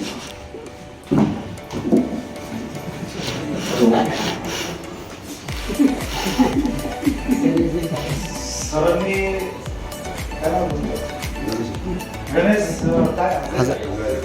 गणेश हजारे, अण्णा हजारेंचे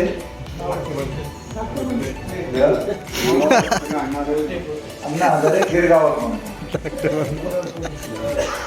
तुम्ही काय बोलले? की आपण गॅरेजमध्ये गाडी घेतो, त्याची टेस्ट ड्राईव्हसाठी आम्हाला पण चांगलं गाडी बरोबर. गाडीचं विकतो आपण, गाडी विकायला काढतो.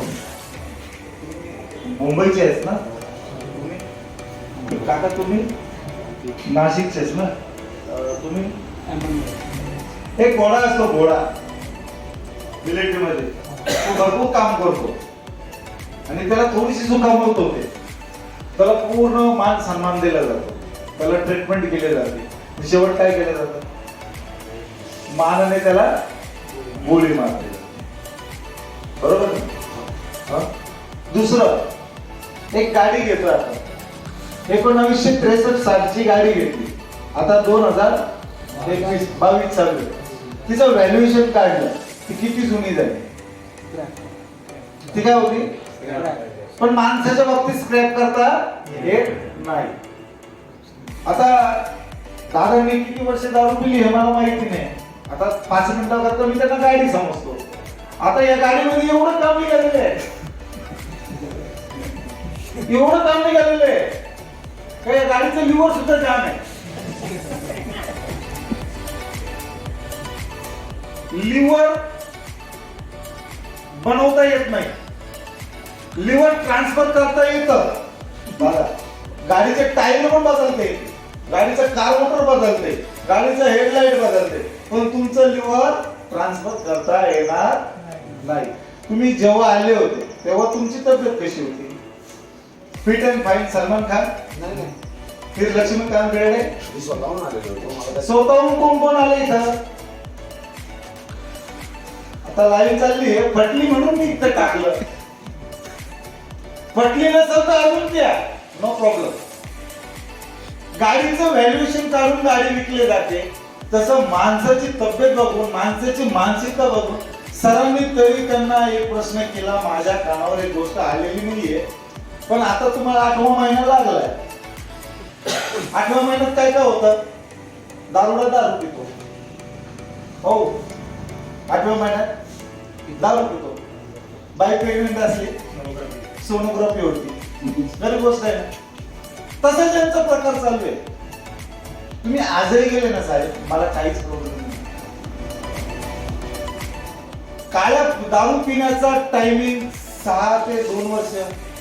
2 वर्ष पण नाही पकडत मी, 1 वर्ष पकडतो. 1 वर्ष त्यांनी दारू पिली, 1 वर्षामध्ये शारीरिक नुकसान झाली. आज त्यांची शारीरिकता पूर्णपणे भरलेली आहे. मानसिकता 70% व्यवस्थित आहे. मी सांगतो 70%. 95% व्हायला पाहिजे. ती केव्हा होते म्हणजे 8वा महिना गेल्यानंतर किंवा 1 वर्ष झाल्यानंतर. आज तुम्हाला जे विचारत आहे ते स्वभाव दोषामुळेच येत आहे, मनाच्या विरुद्ध घडत आहे म्हणूनच येत आहे ना. तसं दादाने प्रश्न केला होता का सर मला दारू प्यायची इच्छा नाही होते, मी खुशीने पितो, गमने पितो, बरोबर ना. तसंच त्यांनी म्हटलं होतं. पण त्यांच्या काही गोष्टींवर त्यांचा अंकुश राहत नाही. तसं आज तुम्हाला इथं ठेवलंय, 8 महिने झाले तुम्ही म्हणता. हे कामाबद्दल झालं असतं तर शारीरिक मला शारीरिक त्रास आहे. आणि आता मला जे दुखापत झालेली आहे हो, त्याच्यावरती आता मी काही विचार केलं ना साहेब. आता ते 24 घंटे बेडवर पडले राहायचे. यांच्या रूम पार्टनर कोण आहे? रूम मध्ये कोण कोण आहे? मंदार साहेब तुम्ही आहात. तुम्ही नका. तुम्ही काय इतर कर्मचाऱ्यामध्ये असता, तुम्हाला झेलू म्हणते माझ्या भाषेत. भाऊसाहेब कोण कोण आहे? उभे राहा ना. तुम्ही आहे यांच्या रूम मध्ये. पहिल्यापेक्षा कसे आता फिट झाले ना. तो गोळा खाली आला होता इथं पावाला आला का? पावाला हा गोळा आला होता, गोळी छोटीशी कॅप्सूल. आता ती कॅप्सूल बरी झालेली आहे. पण मला इथून निघण्याकरता मी काहीतरी बहाणे करून, आम्हाला तुम्हाला ठेवण्याची पण इच्छा नाही, फॅमिलीला पण ठेवण्याची इच्छा नाही. आम्ही तुमची मानसिकता चेक करतोय. आलं का लक्षात? तिथे सगळ्यांना लाखोचे करोडोचे काम आहे. तुम्हाला पण खूप काम आहे. कारण तुम्ही अण्णा हजारेचे भाऊ म्हटल्यावर त्याच्यानंतर तुमचाच नंबर लागतो सगळ्या गोष्टींमध्ये.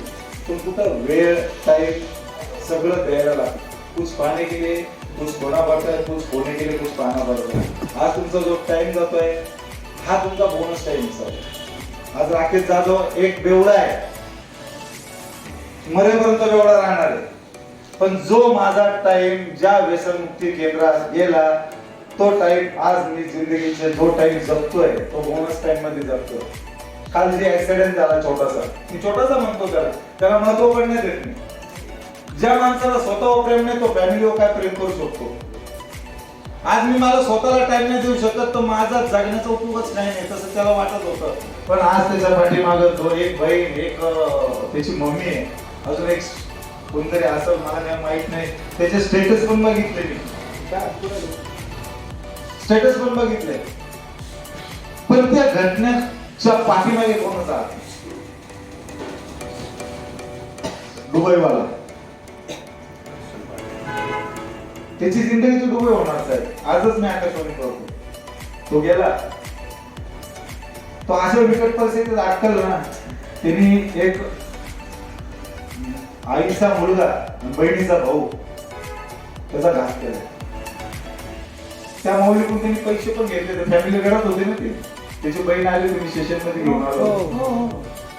तोच टाइम त्यांनी 3 महिने इथं राहिला असता, तो टाइम त्याचा इथं गेला असता, पॉझिटिव्ह माइंड राहिला असता, त्याच्या डोक्यातले जे विचार आहे ते विचार त्याचे इथं थांबून गेले असते.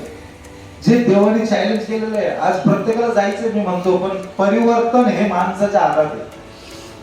त्याची बहीण पण त्याला वाचवायचा प्रयत्न करत होती, सगळे वाचवायचा प्रयत्न करत, पण तुमच्या माझ्या सारख्यांचं गाढव प्रेम, तू मला काढ मी तुला काढतो, मग आपण एका ठिकाणी भेटू, तू सोडा घे मी क्वार्टर घेतो, तेच चालतं ना. पण त्याचा एंड काय आहे? तुमचा टायमिंग येणार आहे साहेब. गाडी गॅरेजला लावली मान्य आहे, गाडीमध्ये भरपूर काम आहे, पण गाडी व्यवस्थित झाली का नाही तो टेस्ट ड्रायव्हर सांगू शकतो. टेस्ट ड्रायव्हर कोण आहे? हे नाही आहे ओ मालक, हे पण नाही, हे पण नाही, मी पण नाही आहे, घरचे पण नाही. टेस्ट ड्रायव्हर तुम्ही स्वतः आहे. तुमची चिडचिड होती का? मला स्वतःची माझ्या विश्वास आहे ना. अहो विश्वासाला आग लावा हो. विश्वासाला आग लावा. विश्वास तुम्हाला तुमची चिडचिड होते का? चिडचिड म्हणजे आता ते माझं बरंच झालं. ते कॉम्प्लिकेटेड गोष्ट नका सांगू. त्याला मी टाके पण त्यामुळे जास्त हे झालं. त्याच्यामुळे अजून त्याच्यामुळे होणार आहे. पीने वालों को खाली पीने का बहाना चाहिए. समझ लो, पीने वालों को खाली पीने का बहाना चाहिए.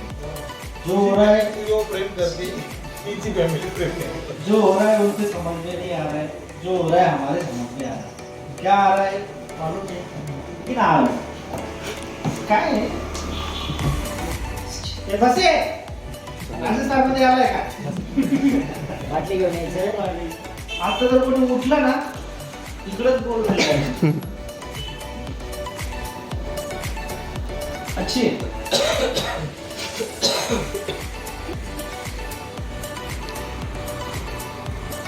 इनका स्वभाव का एक एक चीज अब बाहर आना चाहिए.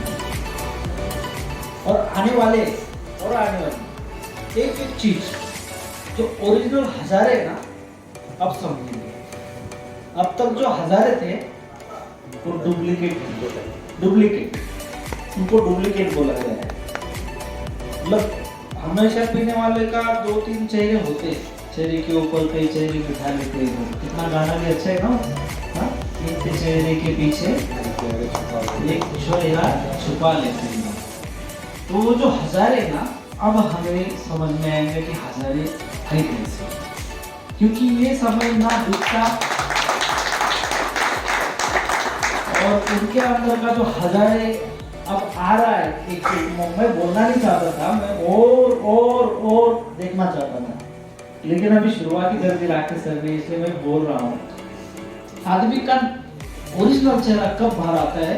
जब उसके मन के खिलाफ कुछ होता है, तभी बाहर आता है. उन्होंने 5 महीना, 6 महीना, 7 महीना मन की खुशी से रहने लगे.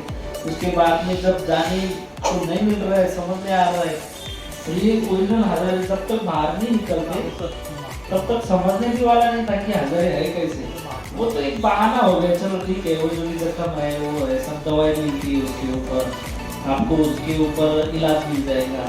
आज में 10 दिन उसके बाद मिल जाएगा, 15 दिन के बाद मिल जाएगा. लेकिन ओरिजिनल आप क्या हो कब समझता है? अगर समझो आप समझते ही नहीं और ऐसे ही छोड़ देते तो क्या होगा ना? क्या होगा?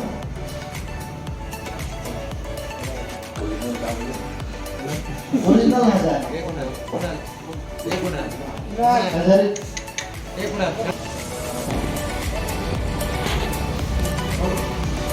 10 दिवस 10-12 दिवस टॅबलेट घेतली. विचारलं की झोपे टॅबलेट असली, ते बोलले की झोपेची. म्हटलं ही झोपेची टॅबलेट मी रोज घेणार, तर एक आदर्श लागून जाणार.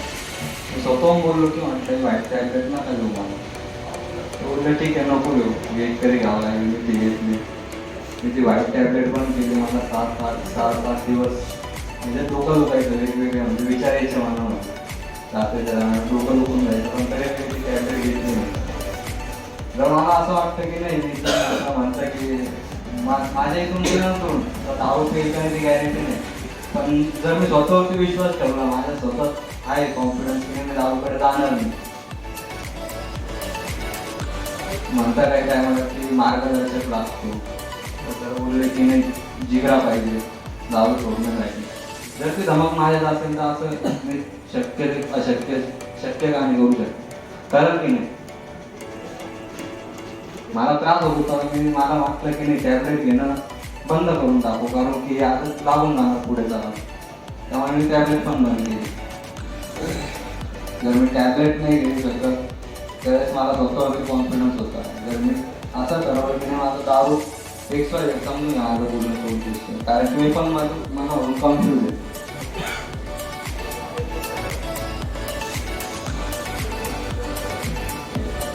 करू शकतो ना आपण समजून, मनुष्यच करतो नाही सगळं. हम भी तो इंसान ही है ना. अगर तुम एक टैबलेट बंद कर सकते हो तो बाकी का सब कुछ बंद कर सकते हो. ये जो चीज है कि यहाँ पे आने के बाद में पहले आपको जो मेडिसिन का सपोर्ट दिया जाता है, वो क्यों दिया जाता है? क्योंकि आपको जो चीज के कारण यहाँ पे अंदर लाए उसका विड्रॉल ना आए, विड्रॉल से बचे. जैसे एडमिट करते आपको खाना नहीं जाता, आपको नींद नहीं लगती, आपकी चिड़चिड़ापन बहुत ज़्यादा होता है, गुस्सा बहुत ज़्यादा आता है, और वो शांत रहने के लिए आपको आराम से नींद आने के लिए. क्योंकि नशा क्या करती है? पहली बात नशा करती है नींद को मार देता है. नशा जो अटैक करता है ना पहला, वो नींद के ऊपर करता है, नींद को मार देता है. तो इसलिए आपकी नींद अगर नॉर्मल तरीके से होती है तो ही आपका स्वभाव नॉर्मल तरीके से रहता है. नहीं तो ऐसा बिना नशे का आदमी 2 दिन मत सोने दो, तीसरे दिन चिड़चिड़ उसका चालू हो जाएगा. उसको समझता नहीं कि मैं चिल्ला रहा हूँ, अटैक कर रहा हूँ, कर क्या रहा हूँ, उसको कुछ भी नहीं समझता. इसीलिए शुरुआत में 15-20 दिन तो आपको एक मेडिसिन चालू रहता है, वो 2-4 प्रकार का, वो लेना जरूरी है. जब वो खुद होके यहाँ से बंद करते हैं तभी बंद करते हैं लोग. और फिर एक बार बंद हो गया है, क्योंकि देखो मेडिसिन में तो पैसा हमारा ही जा रहा है ना. बंद केली होती. सांगायची गोष्ट काय, फिर आपने जो बर्न किया ना, उसके बाद में आपको 2-3 दिन नींद में लगे, सिर पकड़ लिया होगा, है ना. ये सब तकलीफ होती है, लेकिन धीरे धीरे जब तुम्हारा कॉन्फिडेंस लेवल बढ़ जाए कि नहीं कुछ भी हो जाए मुझे करना ही नहीं है, अपने आप से वो हैबिट हो जाती है. और ये कॉन्फिडेंस बिल्ड होना, यही तो सोबरिटी की शुरुआत है. इसी सोबरिटी स्ट्रांग हो गया. आपको एक बात को पकड़ के ऐसा करना पड़ता है ना. अभी मैं खुद करीबन ऐसा समझो कि मुझे बहुत गुटखा खाने की आदत थी. 40-40 पूरी, 50-50 पूरी एक रात में, एक दिन में खाने का था, है ना. कई लोग होंगे गुटखा खाने वाले, एक आखा पैकेट लेके रखते हैं. तो बहुत महंगा हो गया, तो 1 ही रुपये में आती थी वो. हाँ, और मैं ट्रैक्टर पे ड्राइवर था एक्चुअली, और उसके कारण वो आदत लग गई. वो जो मेरा भाई था ना, वो भी खाता था. वो मेरे को टाइम पास के लिए लेके जाता था. वो सो जाता था, रात भर मैं ट्रैक्टर चलाता था, टाइम पास देखो कैसा था. और उसके कारण उसने 2-3 पूड़े लेके रखता था. रात भर में एक पूड़ा गुटखा खाने के लिए मैं ट्रैक्टर चलाता था रात भर. इतनी जबरदस्त आदत लग गई. फिर उसके बाद में आपको तो मालूम है गुटखा का डायरेक्ट सीधा इधर ऐसा लगता है अटक ना आ जाए, अटक जाता है, तो पहले जैसा रहता है. वो ना खाए तो अंदर से इंडिया कैसी करती, सब मालूम है आपको. हाँ, तो आज शायद मेरे को लगता है 20-22 साल के ऊपर हो गया मैंने गुटखा ही नहीं खाया. 20-22 साल. अभी पीछे 15-16 साल के बाद में मैं पहली बार मीठा पान खाया. कोई किसने तो भी मीठा पान खिलाया था मुझे. मतलब उसमें ना सुपारी रहती है ना कुछ रहता है, मीठा पान मालूम है ना, मसाला पान बोलते उसको. 15-16 साल के बाद खाया. और उस दिन मेरे को याद है यार, मैं 15-16 साल के बाद पान खा रहा हूँ. मैंने तब से पान नहीं खाया. एक्चुअली डायबिटीज के पेशेंट को ये पान खाने का बोलते हैं डॉक्टर लोग, ये उससे तुम्हारा डायबिटीज अच्छा रहता है ना. तो 15-16 साल के बाद में पान खाया. तो कुछ भी चीज अगर करना है ना, तो वो अपने उसको हिम्मत की तो जरूरत होती है, लेकिन प्रॉपर गाइडेंस के अनुसार अगर हुआ तो बेहतरीन होता है. गलती करने की गुंजाइश नहीं. ये जो बोलते हैं ना कि कोई ना कोई नशा छोड़ने के पीछे हमारे ऊपर किसी न किसी का हाथ चाहिए, जिसको हम हायर पावर बोलते, जिसको हम काउंसलर बोल सकते, जिसको हम सपोर्टर बोल सकते। ये हमें किसी न किसी को एक ऐसा रोल मॉडल मानना पड़ता है कि बाबा इसके हाथ के नीचे रह के मैं ये सब चीज छोड़ना चाहता हूँ, उसके गाइडेंस के हिसाब से जिंदगी जीना चाहता हूँ, उसके अनुभव के जोर पे वो मेरे को गाइडेंस करेगा, उस तरह मैं आगे बढ़ूंगा। तो सबसे सिक्योर रास्ता है। खुद के दम से अगर करने जाओगे ना तो अपना मन कैसा है, मन वडाए, हाँ मन वडाए अपना, वो कभी इधर रहेगा, कभी बाहर रहेगा, कभी किधर रहेगा, बोल नहीं सकते। ये तो होना ही चाहिए। हाँ, क्योंकि अपना लास्ट प्रेम नशा ही रहेगा मरते दम तक। जैसे सर बोलो, लास्ट वाला प्रेम, जितना प्रेम करते हम अपने से भी ज्यादा हम उसको चाहते हैं, वो मरते दम तक रहेगा नशे के ऊपर अपना प्रेम। तो वो मन बढ़ाए, इसलिए ऐसा कोई तो भी चाबुक वाला इंसान रहे जो हर बार मेरे को चाबुक दिखाए, उसके चाबुक के जरिए मैं फिर अच्छा रहूंगा। ऐसे कोई तो भी हायर पावर मेरे ऊपर चाहे जिसका मैं सुनूं, जिसके गाइडलाइन से मैं चलूं और उसी की गाइडलाइन से मैं आगे की जिंदगी जीऊं। फिर गलती की कोई गुंजाइश नहीं होती। अगर खुद के दम पे करना चाहो ना 100% गलती की गुंजाइश है। कौन से मुकाम पे तुम फिसल जाओगे आपको समझेगा नहीं। सच बोल रहा हूँ गिरीश? यस तर मला एक विचारायचं होतं, नाही ओके। मला एक विचारायचं, आता तुम्ही म्हणले एक चाबूकवाला व्यक्ती पाहिजे. एखादा तुम्ही ते पाहिलं असेल तर बैलांना एक खेळ आहे, लाल कलरचा कपडा दाखवला. जर तो लाल कलरचा कपडा जर त्या चाबूकवाल्याला बघूनच आपल्याला जर होत असेल, आता मी आत्तापर्यंत शांत होतो पण माझ्या बोलण्यातला रोष लगेच वाढला. त्या चाबूकवाल्यामध्ये बद्दल मला जर एक्साइटमेंट असेल तर मी कसं बोलू शकतो? जो आपका क्वेश्चन है चाबुक वाला के बारे में, आपने ये पूछा कि वो चाबुक वाला कौन होना चाहिए। मैं बोला हायर पावर होना चाहिए। मैं ये नहीं बोला कि वो बाप होना चाहिए। चाबुक वाला बाप होना चाहिए ये बोला, या बोला कि वो औरत होनी चाहिए, बीबी। चाबुक वाला बीबी नहीं हो सकती, चाबुक वाला बाप नहीं हो सकता, चाबुक वाला बहन नहीं हो सकता, चाबुक वाला रिश्तेदार नहीं हो सकता, जहाँ पे मैं काम करता हूँ वो वाला साथ नहीं हो सकता। चाबुक वाला जिस फील्ड में मैं फेयर हूँ वो आदमी जो उस फील्ड से पास हुआ है वही चाबुक वाला बन सकता है। अगर वही बात तुम मेरा सहारा लेता और उस चीज से निकलने की कोशिश करके अवश्य जब तक तेरी जिंदगी चल रही है तब तक अगर मेरा गाइडेंस के अनुसार तू जीता ना तो गलती होने की कोई गुंजाइश ही नहीं।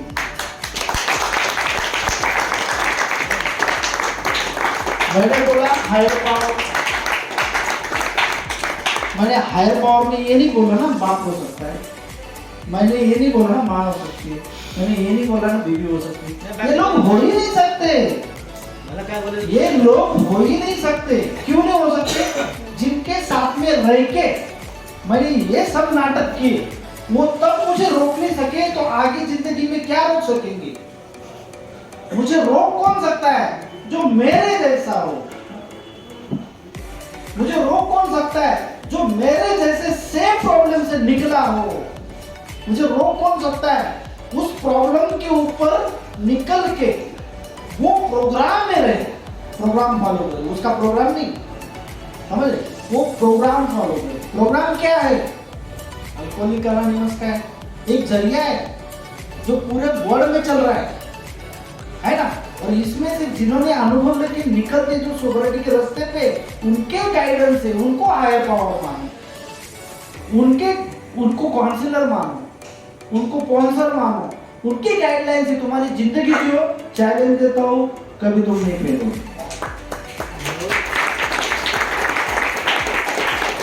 दरअसल हमारी मुलाकात शायद 2016 में हुई, राइट? 2016 में हमारी मुलाकात हुई, पहला ध्यान आपका 2016 में हुआ और हमारी बहुत बहस चलती थी इस बात के ऊपर।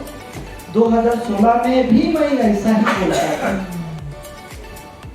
2016 में भी बहुत सारे सेशन मैंने लिए और तुमने सुने, लेकिन जो गाइडलाइन दी गई उसका तुमने फॉलो किया क्या? कैलाश बॉयज में 2016 से लेकर 2022 तक इतने सालों में कितने बार तुमने मेरे से बात की? दिन के बताओ। तुम सबसे बात करते थे, तुम हमारी बहन से बात करते थे, तुम बाकी के लोगों से बात करते थे, तुम्हारे साथ वाले अब तक 26 की ज्ञान थी तुम्हारी 36। उसमें एक नीलेश सर भी है जो आज मेरे पार्टनर है। नीलेश सर आज मेरे पार्टनर है, वो तुम्हारे साथ में पेशेंट था। लेकिन उतने में कितने दिन तुमने मेरे साथ में बात की? पहला साल तो तुम मेरे से दूर ही रहे, बातें नहीं करते। मेरे ख्याल से ज्यादा 3 या 4 बार 2016 से लेकर 2022 तक 3 या 4 बार ही आपने मेरे से बात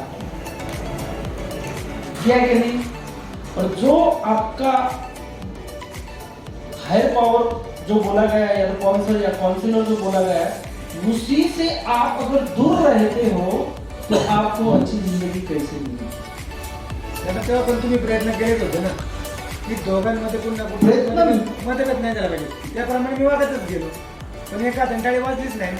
नशे से दूर नहीं तो बिल्कुल भी और टूट जाती है। मैंने देखा है आनेकर सर करके थे, सबसे पुरानी 27 साल की सोबरिटी 2 दिन में तुमने क्यों? कौन सर की 27 साल की सोबरिटी? मूर्ति सर 22-23 साल की सोबरिटी। आज भी काउंसिलर है, अलग अलग जगह के काउंसिलर है, मेरे बहुत बड़े टूट गए बीच में। क्यों? किसी की सुनने की आदत ही नहीं। कोई मेरे को आके बोले कि मेरे को ऐसा करना है, तो मैं क्यों सुनूं?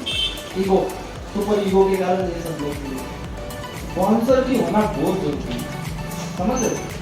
मैं भी हूँ, मेरे को 17 साल हो गए, चाहे मेरे बड़े हो चाहे मेरे से छोटे हो, इस क्षेत्र में अनुभव वाले छोटे हो या बड़े हो, मैं हमेशा हर किसी को सवाल पूछते रहता हूँ और उनका वो सवाल का जवाब उनसे लेने की कोशिश करता हूँ। भले मुझे पता है आज ये रियाब सेंटर आप देख रहे हो इतना बड़ा है ना? काफी बड़ा है अपना रियाब सेंटर। नासिक में शायद इतना बड़ा सेंटर नहीं, फिर भी मेरे से छोटे भी आप जिन्होंने नए स्टार्ट किए ना, उनको भी मेरे हमेशा क्वेश्चन रहते ही है। सवाल पूछता हूँ मैं हर किसी को, यार कैसे करना चाहिए प्रोग्राम? एक्चुअली मेरे को पता है प्रोग्राम कैसे लेना है, क्या लेना है, आप यहाँ पे फॉलो कर रहे हो, फिर भी मैं उनसे हमेशा पूछता रहता हूँ, आप कैसे प्रोग्राम लेते हो, आप क्या करते हो? वो ऑटोमेटिकली वो चालू रहते बताना। कई दिया बोले थे ऐसे जिन्होंने चालू करके बंद भी कर दी, फिर भी मैं उनसे पूछता रहता हूँ, यार कैसे अपन डेवलप करना चाहिए, मुझे ज़रूरत है क्या?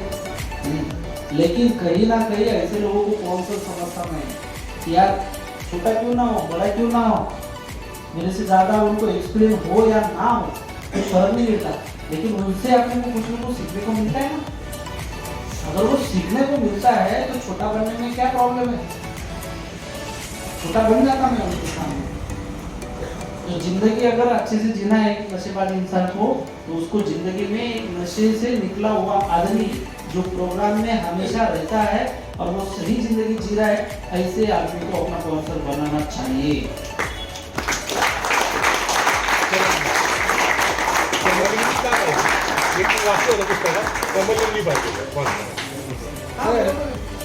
मी काय म्हटलं आता याच्या आधी 2 सेशन झाले तेव्हा तुम्ही काय म्हटले, जी गोष्ट पटत नाही म्हणायला शिका, पण आपल्या नाही जर किंमतच नसेल तर मग जर आपण जर बिझनेस करतोय, आपण प्रॅक्टिकल त्याच्यामध्ये, तुम्ही थेरोटिकली तुम्ही फक्त नाव आहे, पण जे काय पळापळी करायची आहे, जे काय प्रॅक्टिकली जे करायचं ते आपल्याला करायचं, मग त्या गोष्टीमध्ये आपण नाही म्हणतोय किंवा ज्या गोष्टीमध्ये हे करतो ते आपल्यावर लादलंच गेलं पाहिजे का? ऐसा रहता है कोई आदमी अगर फेल होने लग जाता है ना, और ये बात सबको पता चल जाती है कि ये यार फेल है मतलब कैसा, तो बिजनेस में फेल, रिलेशन में फेल, बर्ताव में फेल, स्वभाव में फेल, हर जगह से फेल। हाँ, वो दुनिया का कितना बड़ा ज्ञानी होगा ना, तो एक पागल इंसान भी उसकी सुनता है, क्योंकि उसको एक ही बात याद रहती है, ये क्या है, फेल। वो सबके दिमाग में हमेशा घूमता रहेगा, चाहे तुम कितना भी परफेक्टली कर लो उस चीज को, लेकिन सब घर वाले हो या बाहर वाले हो एक ही चीज को याद रखते, ये फेल क्या सिखाएगा मेरे को। और उसको सही करने के लिए, हाँ मैं ये नहीं बोलना चाहता कि जिंदगी भर आप फेल ही रहोगे, उसको अगर सही करने के लिए फिर उस तरह आपको खुद को आदत लगानी पड़ती है कि सामने वाला अगर सुनने रहना पड़े तो मुझे कहने का अधिकार भी नहीं है, पहले उनको करने दो, उनमें उनको फेल होने दो, फिर बाद में उनके ऊपर अपन चांस मारो। मुझे 1000 बार पता है, 1000 बार पता है कि मेरी बीवी, हाँ सब लोग सुन रहे हैं ना, इधर देखो, मुझे 1000 बार पता है, 1001 बार पता है कि मेरी बीवी कोई भी बिजनेस नहीं कर सकती, फिर भी मैं हर टाइम 20,000, 30,000, 40,000 अलग अलग बिजनेस के लिए उसको पैसा देता रहता हूँ। मुझे 100% पता है कि ये फेल होने वाली है, फिर भी देते रहता हूँ। अगर मैंने नहीं दिया तो मैं कुछ काम का नहीं, उसको पछतावे तो आने दो, फेल हो तो बोलने दो ना। मैंने कितने बार स्टोरी बोला है कि पहली बार उसने बोला कुछ तो भी करना है, तुम तुम्हारे कदमों पे खड़े हो गए, मेरे को भी मेरे कदमों पे खड़े होना। मैंने बोला बोल क्या करना है, उसने बोला कपड़े का बिजनेस करना है। मैं ठीक है, 2 बोले 30,000, मैंने दिए 30,000, गई कपड़ा लेके आई, उसमें से 5-6 साड़ियाँ बेच दी, बाकी की सब रिश्तेदारों को बांट दी। उसके बाद मैं बोला अब क्या, चालू नहीं करना ठीक। दूसरे 6 महीने के बाद में वो वापस किया जागरूक हुआ, बोले अब मेरे को कुछ करना है, क्या करना है, मेरे को अभी सिलाई मशीन सीखना है। ओके, गई टेलर के पास, सिलाई मशीन 4 दिन गई, 4 दिन 4,000 रुपए बोले, 4 दिन गई, 5वें दिन आई, मैं टेलर तब तक नहीं बन सकती जब तक वो मशीन में खरीद के ना लूं।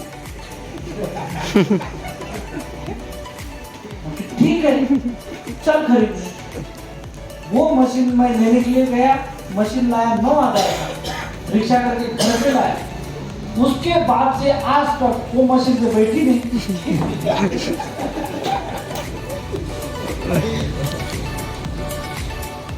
फिर मालूम था, अंदर से पता है ये 100% फेल होने वाला, फिर भी लगाना ही पड़ा। उसके बाद में और कीड़ा जागरूक हुआ, ये कीड़ा मरते तब तक जागरूक होते ही रहेंगे, समझ रहे हो। लेकिन फिर मैं क्या हर टाइम उसको लढाई जाणं असं बोललं तरी संध्याकाळचं जेवण बंद आहे भाऊ, काय शाम का खाना मिलता नहीं बात, पता है अंदर कुछ चीजें हमें छोड़नी पड़ती है, कुछ चीजें का एक्सपेरिमेंट करने देना पड़ता है, जब वो उनसे नहीं होता तभी दिमाग लगाना पड़ता है। लेकिन एक अल्कोहलिक आदमी का कैसा है मालूम है क्या, उससे रोका नहीं जाता, रुका नहीं जाता, रोका नहीं जाता, वो सडनली एक ही चीज बोलते, नाही होणार नाही होणार नाही होणार, माझं तुम्हाला ऐकावं लागणार, मग तुम्ही पण बी केलं मी पण बी केलं, पण ती गोष्ट करूच द्यायची नाही घरच्यांना। इस चीज के ऊपर से ही तो सब झगड़े चल रहे हैं। ये जब लाइट लगा रहे थे ना, ये सब लाइटिंग जब कर रहे थे ना ये लोग, तब मैं यहाँ पे खड़ा था। उन्होंने क्या किया, ये सब पाइपलाइन पहले डाल दी, मैं देख रहा था, और सब लोग पाइपलाइन डाल दी, उसके बाद सब कनेक्शन निकाला, उसके अंदर वायर घुस रही नहीं, और सबके लास्ट में यहाँ से उन्होंने वायर डालना चालू किया अंदर। मैं इनको क्या बोल रहा था मालूम है, पहले कि एक काम करो, पहले इसकी पूरी पाइपलाइन में वायर डाल दो नीचे से, और फिर जाके ऊपर उठाओ, तो जिधर तुमको कनेक्शन निकलना है उधर कट मार के वायर को वहां पे कनेक्शन निकाल लो, एकदम इजीली। मतलब एक ही दिन में काम होने वाला था। तो मेरे को एक ही चीज, तुमको क्या समझता है, मैंने तो 3 दिन तक खेलते हैं, कितने 3 दिन तक। मेरे को पता है कि 1 घंटे का काम था, आणि ऊपर उठाना है और पैकिंग लगानी थी, लेकिन सामने वाला सुनने को तैयार था क्या?